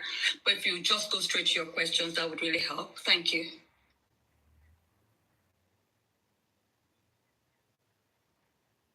Close the door.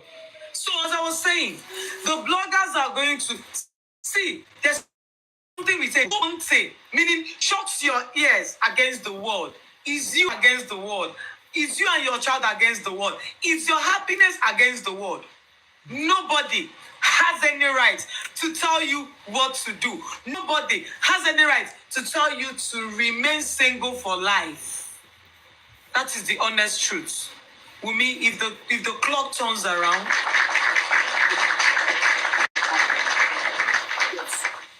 if the clock turns around, he will definitely remarry. That's all. Thank you. That's really beautiful advice. And I think it applies to everybody here as well. Because she's just saying to you in a nutshell, do what makes you happy as long as it's within reason and sensible. Do what makes you happy. Do we have a question from Pretty Dora? How much time should we give you, Victorious? Or are you happy to do another 10 minutes? I am here. I'm not... Okay, all right, that's fine. We just need to be mindful of you as well. All right, Pretty Dora. Good evening, everyone. Pretty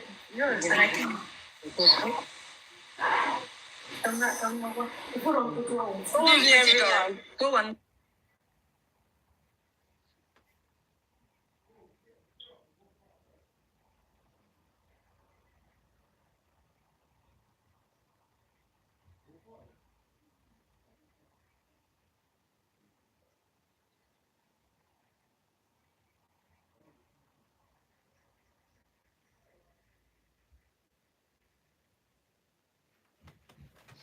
So Christmas watch night. So I saw one lady doing a live, like she was crying for this Victoria's CHIBUGO. She was crying. She was like, oh, even she's not married, you know? She's not married. But she said something that her boyfriend or her fiancé outside country, when the guy stopped talking to her for like 2 months, she know how she felt. So that was how I went to search this Victoria's CHIBUGO, and I saw her and I started following her, and well, I admire her strength anyway. Sometimes if I see her, I when I followed her story, her TikTok, everything, I saw, oh, her own is 2 months older than mine.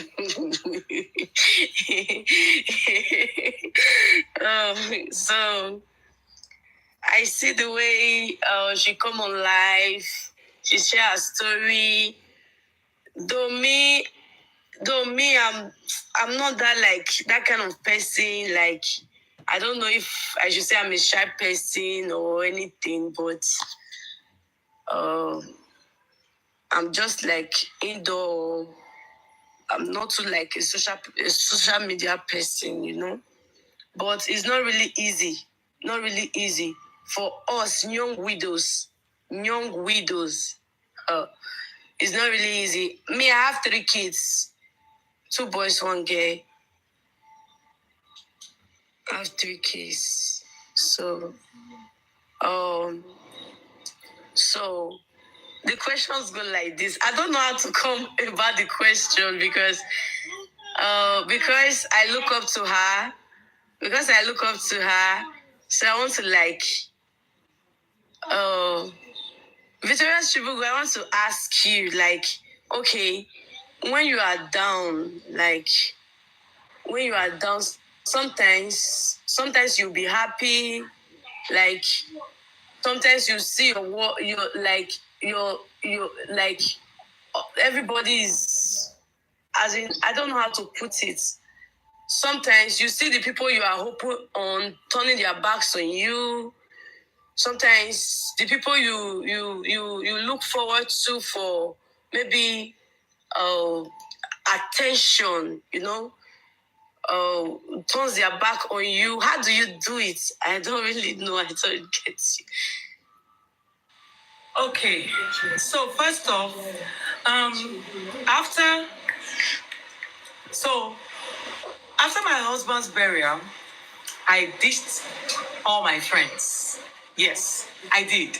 Now, why did I do that? Now, I lost a husband, I didn't lose a brother, neither did I lose a chicken. He was my better half, right? He was my husband.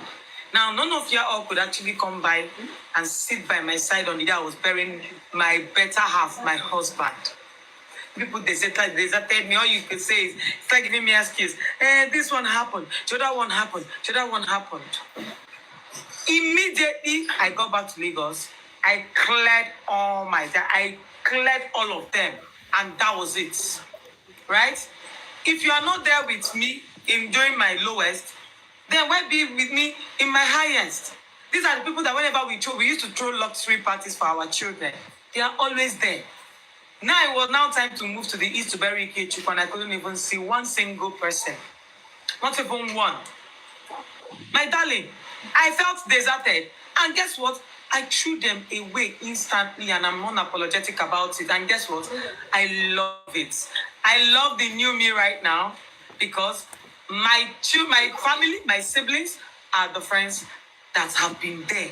Like, they were the friends I needed, and I wasn't even see. These are people that I used to chill with. We go island, we dey ball. Now, it was now time when I needed people by my side, and all you people could do was to give me. I cleared them, and guess what? I called them out with my full chest on Facebook. Yes, I did. I went on my live stream. I said, "Hi, everyone. I need to talk about friends that I mentioned their name. I know they fear anybody, Papa. One had to go and call one and say, Sophia, do you imagine Sophia called somebody, called our name on her Facebook? Yes, I will. I will. So, my darling, move on. It's their loss. If they are not there for you during your lowest, throw them away. It's their loss. Period. That was well responded to. I agree with that. I have a yeah,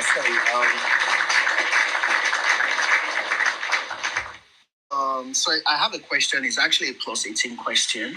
Sorry, I'm going to be very direct about this. There was a period during the time of there was a period during the time of Wunmi. She actually lost her husband while she was breastfeeding, and I think she suffered a hormonal imbalance that she couldn't. Her breast dried up. So now, few months later, or let's just say, this issue of hormonal imbalance and how to satisfy women or even men too do have sexual urges.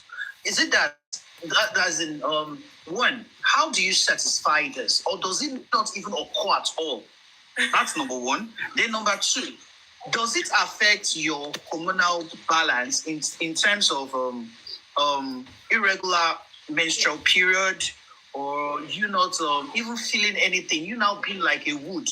I'm sorry, I only have to be very direct with this question because And it's okay if you feel there's some parts you're not able to respond to. No, it's okay. That's a very good question because I know a lot of widows would want. Sometimes I try to maintain steeze and composure. Let me not be too forward because I'm a very forward person, right? Now, let me talk about Wunmi's breast drying up, hormonal imbalance. In Wunmi's case, it was stress. Emotional stress caused her to develop hormonal imbalance, and then thereby making her breast dry up. Thereby making her breast dry up, right? Now, a lot of widows, a lot of people ask. Just someone told me, drop the comment one day, right? I was talking about folic acid. I saw the person pass with fake account and said, "Chai, so you were knocking up and down." Now let me be straight with you, right? I talked to a couple of widows. Now, for over 1 year, I lost my husband. In all honesty, my God, I never ever thought of anything sexual, right? First of all, you have to be mentally okay before anything sex will come into your head as a woman or man. Man go there mentally ready before in kini go stand. My husband sometimes will tell me, "Is it my family problem has finished my brain? How might say one take stand?" Right? Now, this is 1 year of mental stress, and a lot has happened to me in 1 year. I know the reason now. For people who have been in journey 2 years, 3 years, do you know what I advise them? Please get yourself a relationship. Go into a relationship. Please, as a widow. There's one thing you shouldn't do as a widow. Hi, everyone. If you're a widow, you're listening to me. The best thing you can ever do to yourself that will make you remain special in the eyes of God is for you not to jump from one man to the other. Because you're a widow does not mean you should become public toilets. Say anywhere where you find yourself, you go bend down low, you will touch ground. No. Please. Instead of you to go about jumping from one man or another, get yourself a relationship, please. 2 days after my husband was buried, I was seated with my in-laws, my son-in-laws were talking. They are exposed and well-traveled.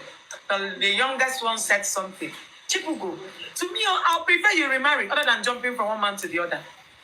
Yeah, she said that. I pretended like I didn't have. The other ones looked. And they didn't say a word. I love the fact that she dropped that comment, to be honest with you. At least they are giving me a signal, even though I know my mother-in-law wants me to remain with her forever. But it's not going to be possible. I'm young, obviously. Dear young widow, if you want, see, there's no prayer as widows. There's no prayer we pray to God that He does not answer. But you have to come to Him in pureness, right? You need to be pure. You need to be pure. There's something we call purity before the Lord as a widow. They say we are the wives of Jesus is our happy. I used to call myself, they call me on Facebook Jesus First Wife. And they tell them now. Even on Facebook, they call me Jesus First Wife. I know they drag our body. So instead of you jumping from one man to the other, my darling, get yourself a relationship, you're not doing anything bad. When your husband died, even in the church, you have a relationship doesn't mean you are cheating on him. That has done you people part, and that has separated you, even though you still have him in your hearts. Okay? Thank you. A lot of people like that. You did perfectly, because I was even a bit like, how is she going to answer or respond? You did that beautifully with a lot of wisdom and a lot of tact. And I think a key takeaway here is when you said your sister-in-law said, I expect you to remarry. What you're saying in a nutshell is some comments from people who are close to you might not necessarily be intended to be nasty. Some people are just very truthful and blunt, and they drop it there. Yeah. So don't try to overly scrutinize every single comment that might be meant for good. Lovely, thank you for that. And who's going on next? Is it Ajomski? Did you want to go next to your question, please? Is Ajomski there? Thank you. Yes. Yes. Victoria, I commend your courage, Thank you. your steadfastness, and your ability to accept what destiny has put in your hands. And I wish you, and I pray for you to have more strength to tackle whatever obstacles that might be in future, that might be a worry for you in future. Anyway, let me just go straight to my question. My question is this. The family of your husband, what was their attitude towards you? And how did you overcome how did you handle whether it was a positive attitude or a negative attitude towards you after the passing of your husband? Was it like, okay, were you for it, or were you accused for it? Was there any situation where the family came and said, okay, yeah, you are the reason their son is no more alive? If that occurred, how did you handle that? Okay, thank you so much for the question. So apparently, my in-laws never accused me. Yeah, they will never for one day judge me. They never said I had a hand in the demise of the son. Rather, they were supportive. Just like I said, dear women, if you want to get married, please marry into a kind family. People will get sense. Expose people to be fair, right?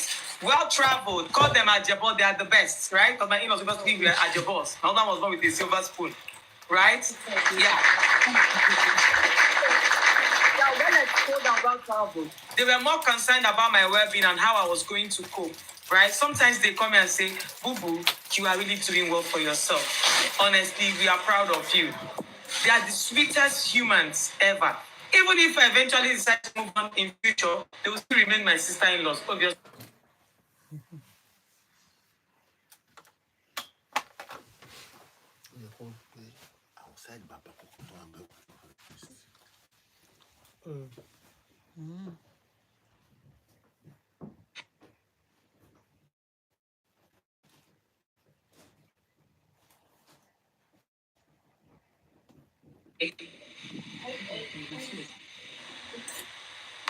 Yeah, that really helped anyway. I just want to find out that if it's a cultural thing, a religion thing, or it's just a societal thing for widows to be blamed for the passing of their husband.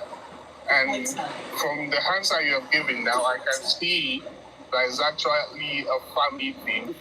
It's got nothing to do with culture. It's got nothing to do with religion, and it's got nothing to do with society. Yeah.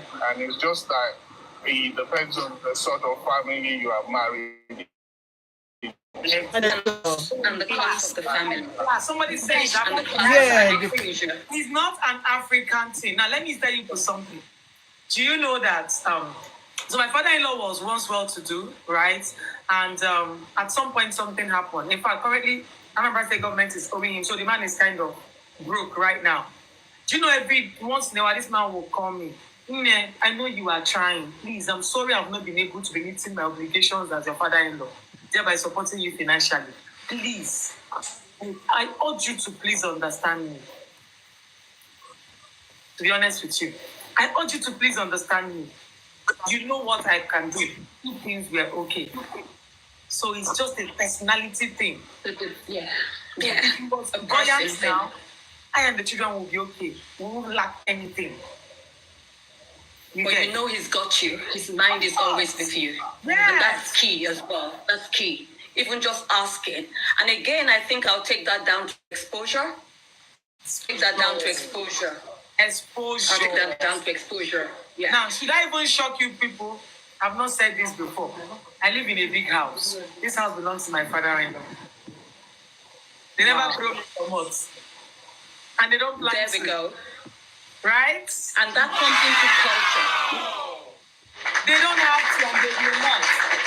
Anything you keep telling he said something to me one time. He said, how I wish there is a way I can sell this house and buy a smaller flat for you people.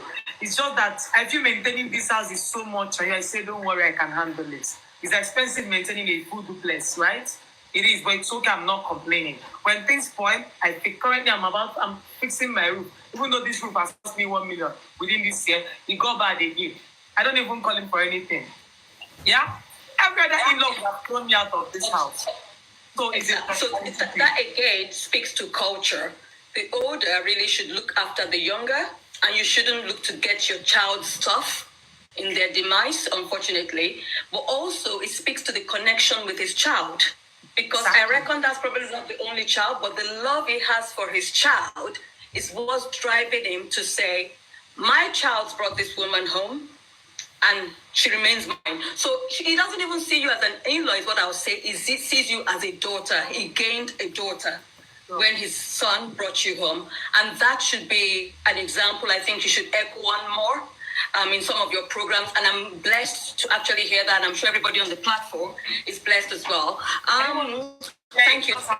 Really insightful. I didn't want to share it before, but I just had to say it now so that people will know that there are still good in-laws out there, regardless.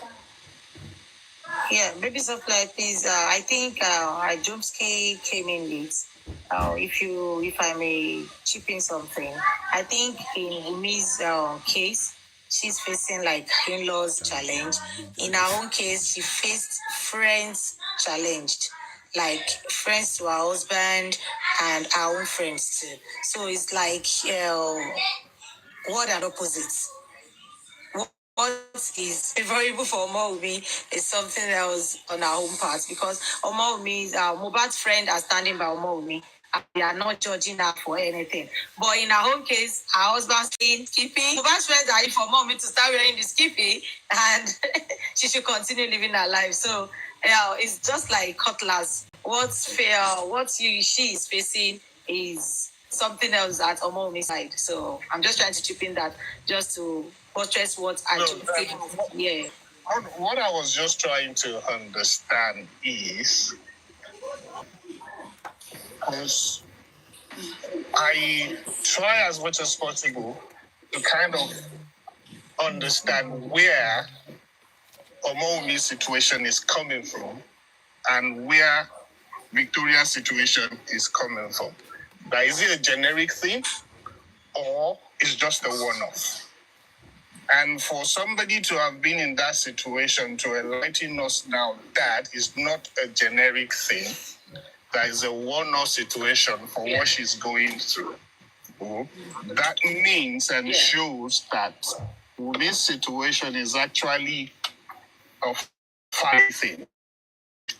How most widows are treated after the passing of their husbands. So if that makes sense. I think it would be safe. Go on, Jamski, sorry. Yeah, it makes sense. You're making absolute sense. I think, and Victorious, please chip into this. I think it would be safe to say those with positive experiences from their in-law are a smaller proportion. Perhaps I don't have any particular, but what Jomsky was just saying, Victorious, is Wunmi's situation is family related. He thinks it's isolated because you have spoken positively now about your in-laws, but is it the norm to have in-laws respond to you positively, or is it not?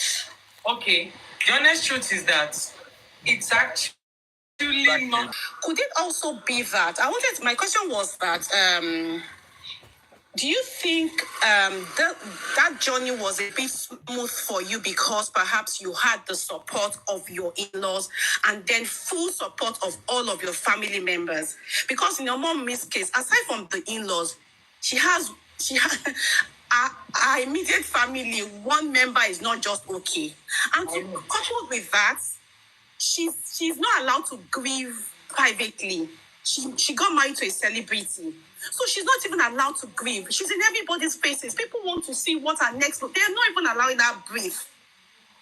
So that's for you can shut down social media and say, okay, so I don't want to come online. Give me 6 months, 3 months. Let me just breathe. And then when I'm ready to come back. But they're not even allowing her breathe. Every step of hers is being monitored. Oh, she smiled today. Her top blew up. She's pregnant. Her face is absolutely ridiculous. So I want to think that no grief is higher than another.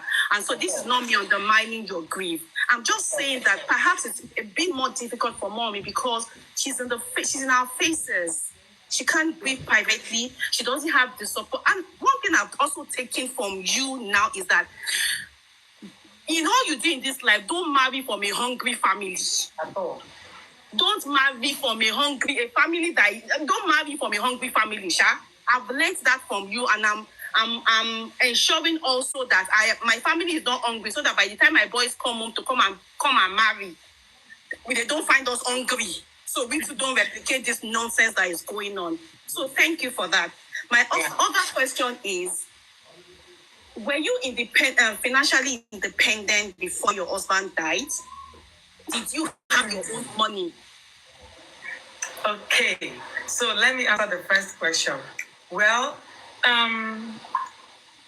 my family supporting me and my in-laws was actually one of the things that helped me in this journey. So after my husband passed, my mom resigned from her teaching job to come and live with me.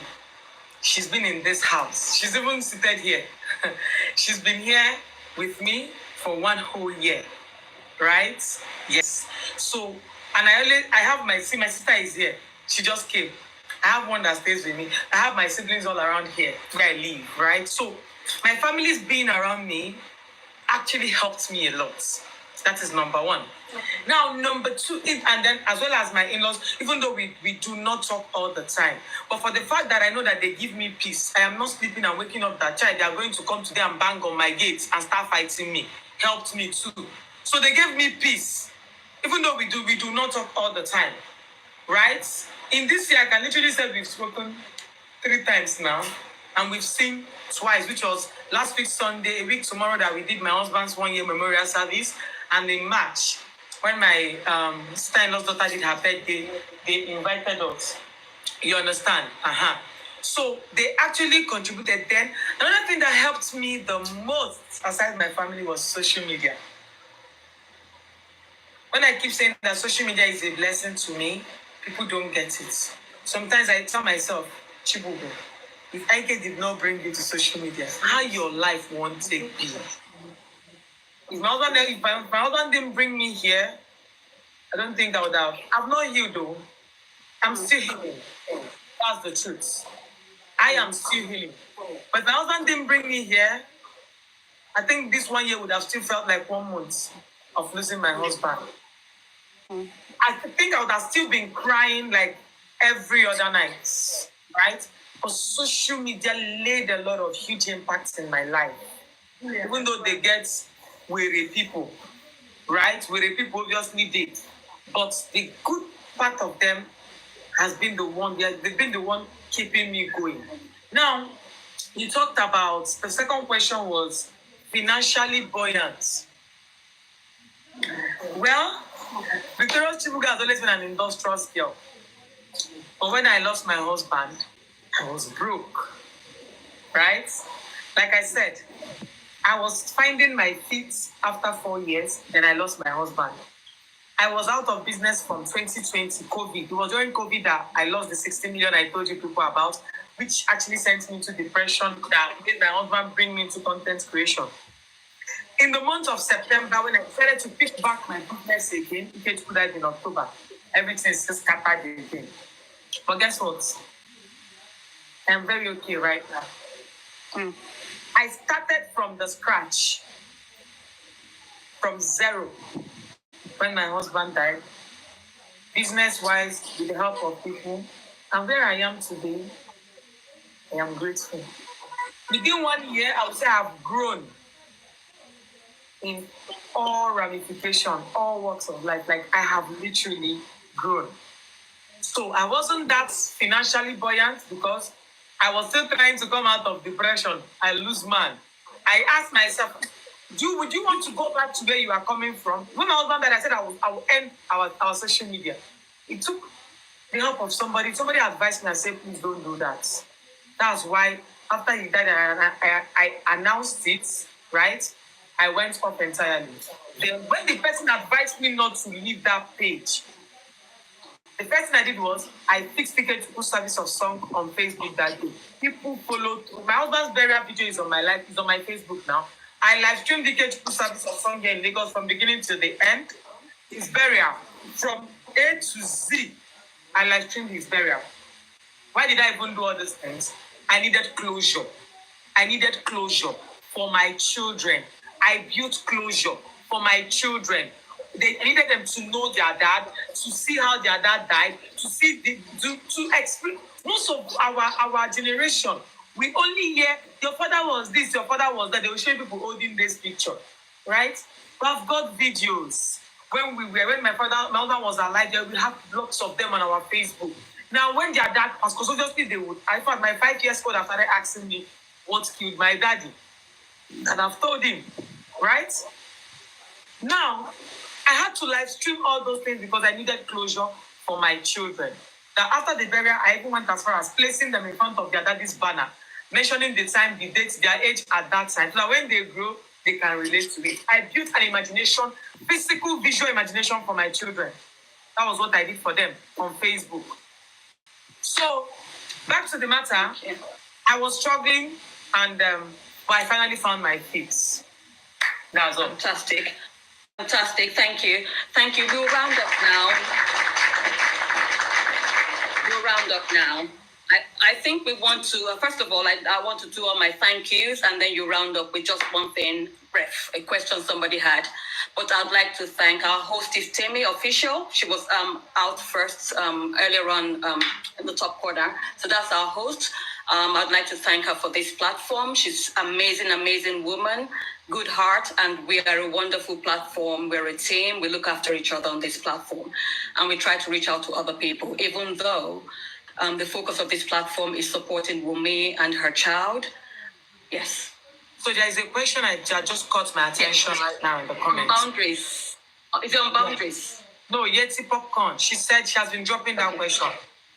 Has there been any government support to widows in Nigeria, physically, financially, and emotionally? Yeti Popcorn, the honest truth is that there is none. A capital N-O, no. Widows are going through a lot. That is the honest truth. People individually has been doing that, just like I have been doing as well. I am not super rich. I don't have so much.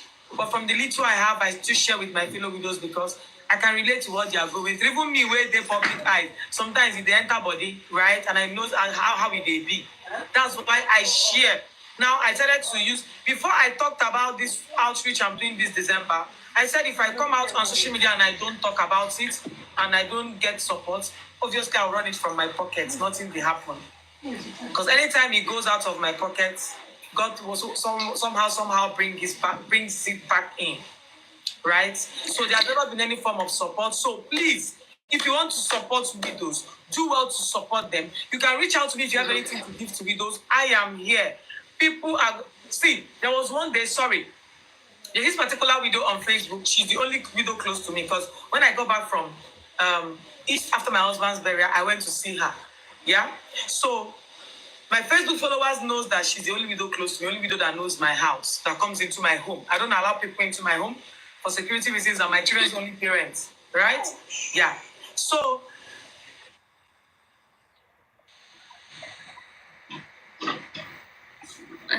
I think that's her network. no, We wait for her. Okay, she's back. Hold on. Can you hear me? Sophia, can you hear me? Okay, hold on, please. You have somebody that wants to talk to you. Hold on. Hello, Wunmi. Can you unmute yourself, please? I can hear you. Hello, Wunmi. Hello, Wunmi. Can you unmute yourself, please? Can you talk now? She can hear you.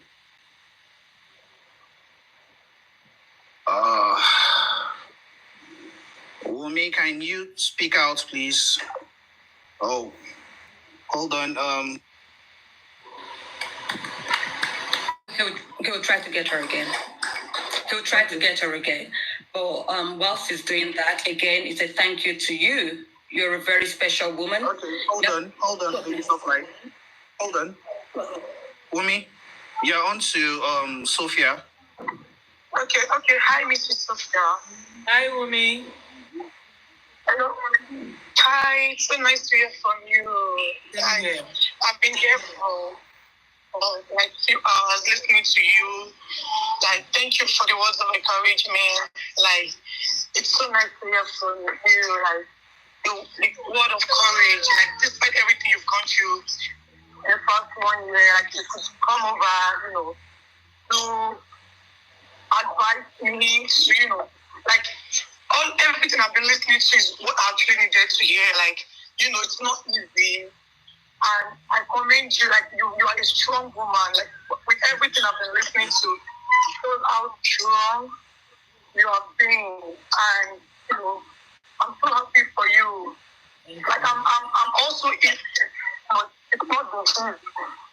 But in all of this, I have a son to cater for. And I feel that is all that matters. That's all that matters to me. No. And I know the world I've not been, they have been cruel with me. Like, people have been so wicked towards me and my child. But I cannot control how they feel about me and Liam. But all that matters is me being there to holy mother and father to my child. Thank you so much for coming here today. Like, you really don't know how much it has helped me. Like, I used to feel I'm a strong woman up until I listen to you. And I really want you to know that you motivate me. Yeah, let me just put it that way. You just motivated me more tonight. Like, I listening to you, listening to your story and all of it. And I really wish to hear from you, like, always. Like, I've gone through your Instagram page, your Facebook and everything, and I've seen few of your posts, and thank you. Like, I really don't, because you really, like, I've really been in my feelings. I listen to you, but I have the chance to look outside in everything I've been going for the past 1 year, and they don't even like. They're not even stopping anytime soon. For in all of this, one thing that you've been saying is how precious the children are to you. And that is one thing that keeps me going for the past 1 year too. My child, in everything, my child, in my sad moments, in my happy moments, in everything, I always think about my child. Like, my husband will never be happy seeing me becoming miserable just because of what people have to say. And I have always said to myself that people don't matter. Whatever they say to me don't matter. I know me. They cannot define me because they don't know me. And you just said how precious your husband's family are being to you. Like, I'm so jealous of you. Like, I am so jealous of you. nothing I can do. I have been unfair. Like people that I feel like can't even turn their back against me. I've been on because I love my husband. And sometimes I always wish if I just wake up to fight for me. Like I've always been doing it. So, you know, they cannot like it's an imagination that can never come to pass. But in all of this, thank God I had like we have something that I will always use to remember at the end of time. And you know, I wish I could all do right now, listening to your stories and everything, but I pray God to thank you so much. Wunmi, I have one thing to say to you, Wunmi. So this is what I want to tell you. Just like you said, they will not stop. Now, any day you decide you want to come out of your shell, to be you, to live you, this is the comment you will hear, because I hear that a lot. And please shut it out. Now, man, we die, fuck up. You don't die, now they've moved on. They literally want you to stay sad for the rest of your life. They'll say, in everything you do as a man, don't die, don't die. She has moved on, she's happy. My darling, please do not listen to naysayers. Be you. When you decide you want to start posting on all your socials, because the honest truth is, Wunmi, you are going to remain popular. You are already popular because your husband's popularity has been transferred to you. So all eyes are on you. But I want you to do one thing. Shut the word and let them know that because Mohbad is no longer here, does not mean you do not have a life. You need to stand up for yourself. Honestly speaking, you need to stand for yourself, my darling. Once you see that thing they don't like, that's what I want you to be doing. Do you know that thing they want is what you are doing? You are hiding. You are not posting. You are not looking good. I see your video only on Mommy Yabo's post. I am not. No, Mr. Sophia, I am not. Like, one thing is, like, I feel like, I really don't know how to put it in words. But one thing about me is that I really do not give a fuck about people. You understand? Yeah. But that was the fact that I love my husband so dearly. Of course. And there is one thing my husband has always wanted. Like, my husband is not somebody that wants me all out there. Like, do you get it? Like, he's not somebody that really wants me all out there. He's somebody that like, I don't know how to put it. Like, he loves me so much to the extent that you can't even be a man and talk to me. That's how much he loves me. He doesn't play for me. Do you understand? Yeah. So like me not posting online, me not going out, all of that is what I do, even when he was alive. When he was alive. Okay, that's fine. Yes, I will only go out with my husband. I don't even have any friends. I don't have any female friends. It's just so, like, it close me feel like they are the ones putting me in this position. But that's the fact. I have always been like this, even when he was alive. Okay. It's either me and him or nobody. So me not posting regularly, me not going out as people that love me genuinely want them. It's not because of what people would say or because of shows. It's because that's how it has always been, even when my man was alive. Okay. Yes. Okay, that's actually valid, and that's fine. I'm glad you are doing well, and these too shall pass. Don't worry. Fine. Yeah, I have been fine. Thank God I had Liam, because I was like you, like that. He has really been mine. Like, he has really been, like, I still in you, because me and my husband, myself and my husband have been together since 11 years. And but like with that huge year, like thank God, like I don't know, God is so good. God has been so good to me. Because thank God I have Liam, because he has been the source of my strength. Like sometimes, you know, whenever I'm just alone, I just feminist over the whole thing. I don't feel like, what if my husband just died without giving me something to hold on to? What would I have done? How would I have done? Where would I have been? But you know, in all of this, whenever do you know something? Like I have really had that courage to get that sometimes I will go to the platform of my goals and listen to them, hear them, and just sometimes I pray for them. Not because they want it, because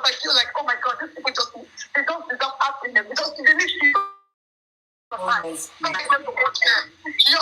is how strong I have been.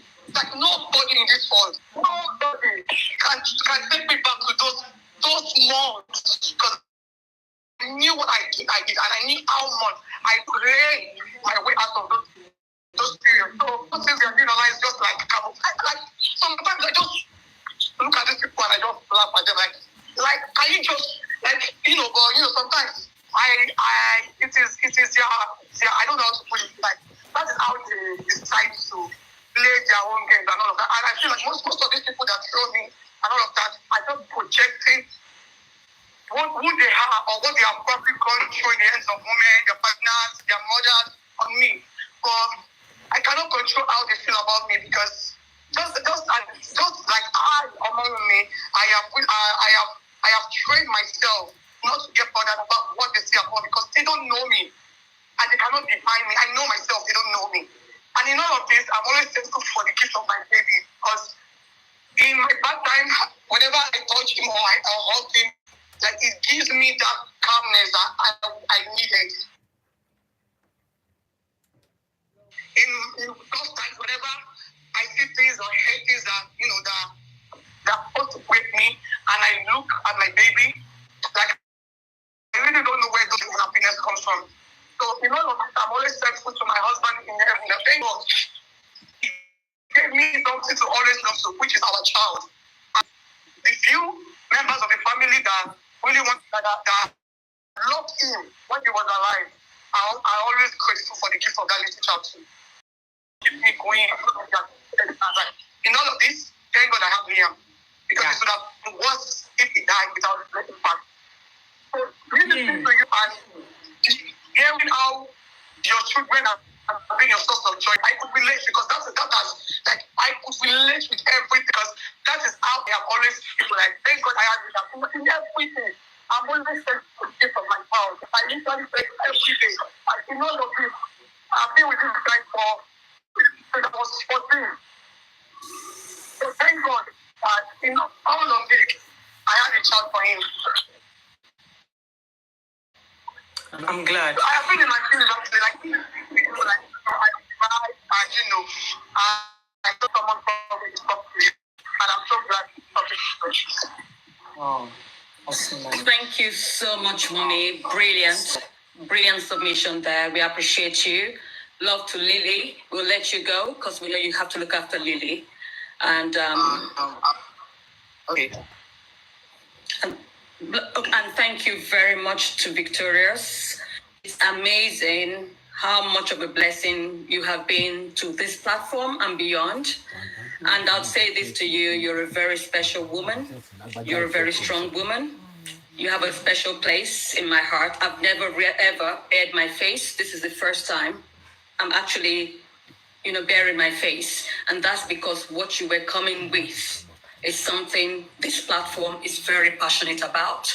And I thought it was important that we made you feel welcomed. And I believe everybody has, and make you realize there are real faces behind. And that's why the host as well unveiled herself and some other people that came on the platform unveiled them. So you're talking to real human beings who have genuine interest in people's welfare. Thank you very much. We can't appreciate you enough. We've taken you off your kids. Lagwaja will be in touch with you, ref some support for you with your SEN child. And we move things from there. God bless you. We appreciate you. And it's a thank you from the platform. I don't know if the host has any parting words. And it's a thank you from the comment section as well and panelists. Host Lagwaja, if you want to say a thank you before we shut this down, please feel free to do so. God bless you. I must say a very big thank you to Sophia, Mrs. AK Bobo. Honestly, it's as in the way you even you were prepared for anything. It's not like you had a script to read, and thanks for everything you said. Thanks for the words of motivation. And I know that I know Instagram, Facebook will be on fire because of all what you said today. And honestly speaking, we can't wait to also still have you again on the platform, and also even support if you have a foundation, anything. We can't wait for you to start that foundation, to start anything. We would always have you. around. Thank you very, very, very much for everything you did.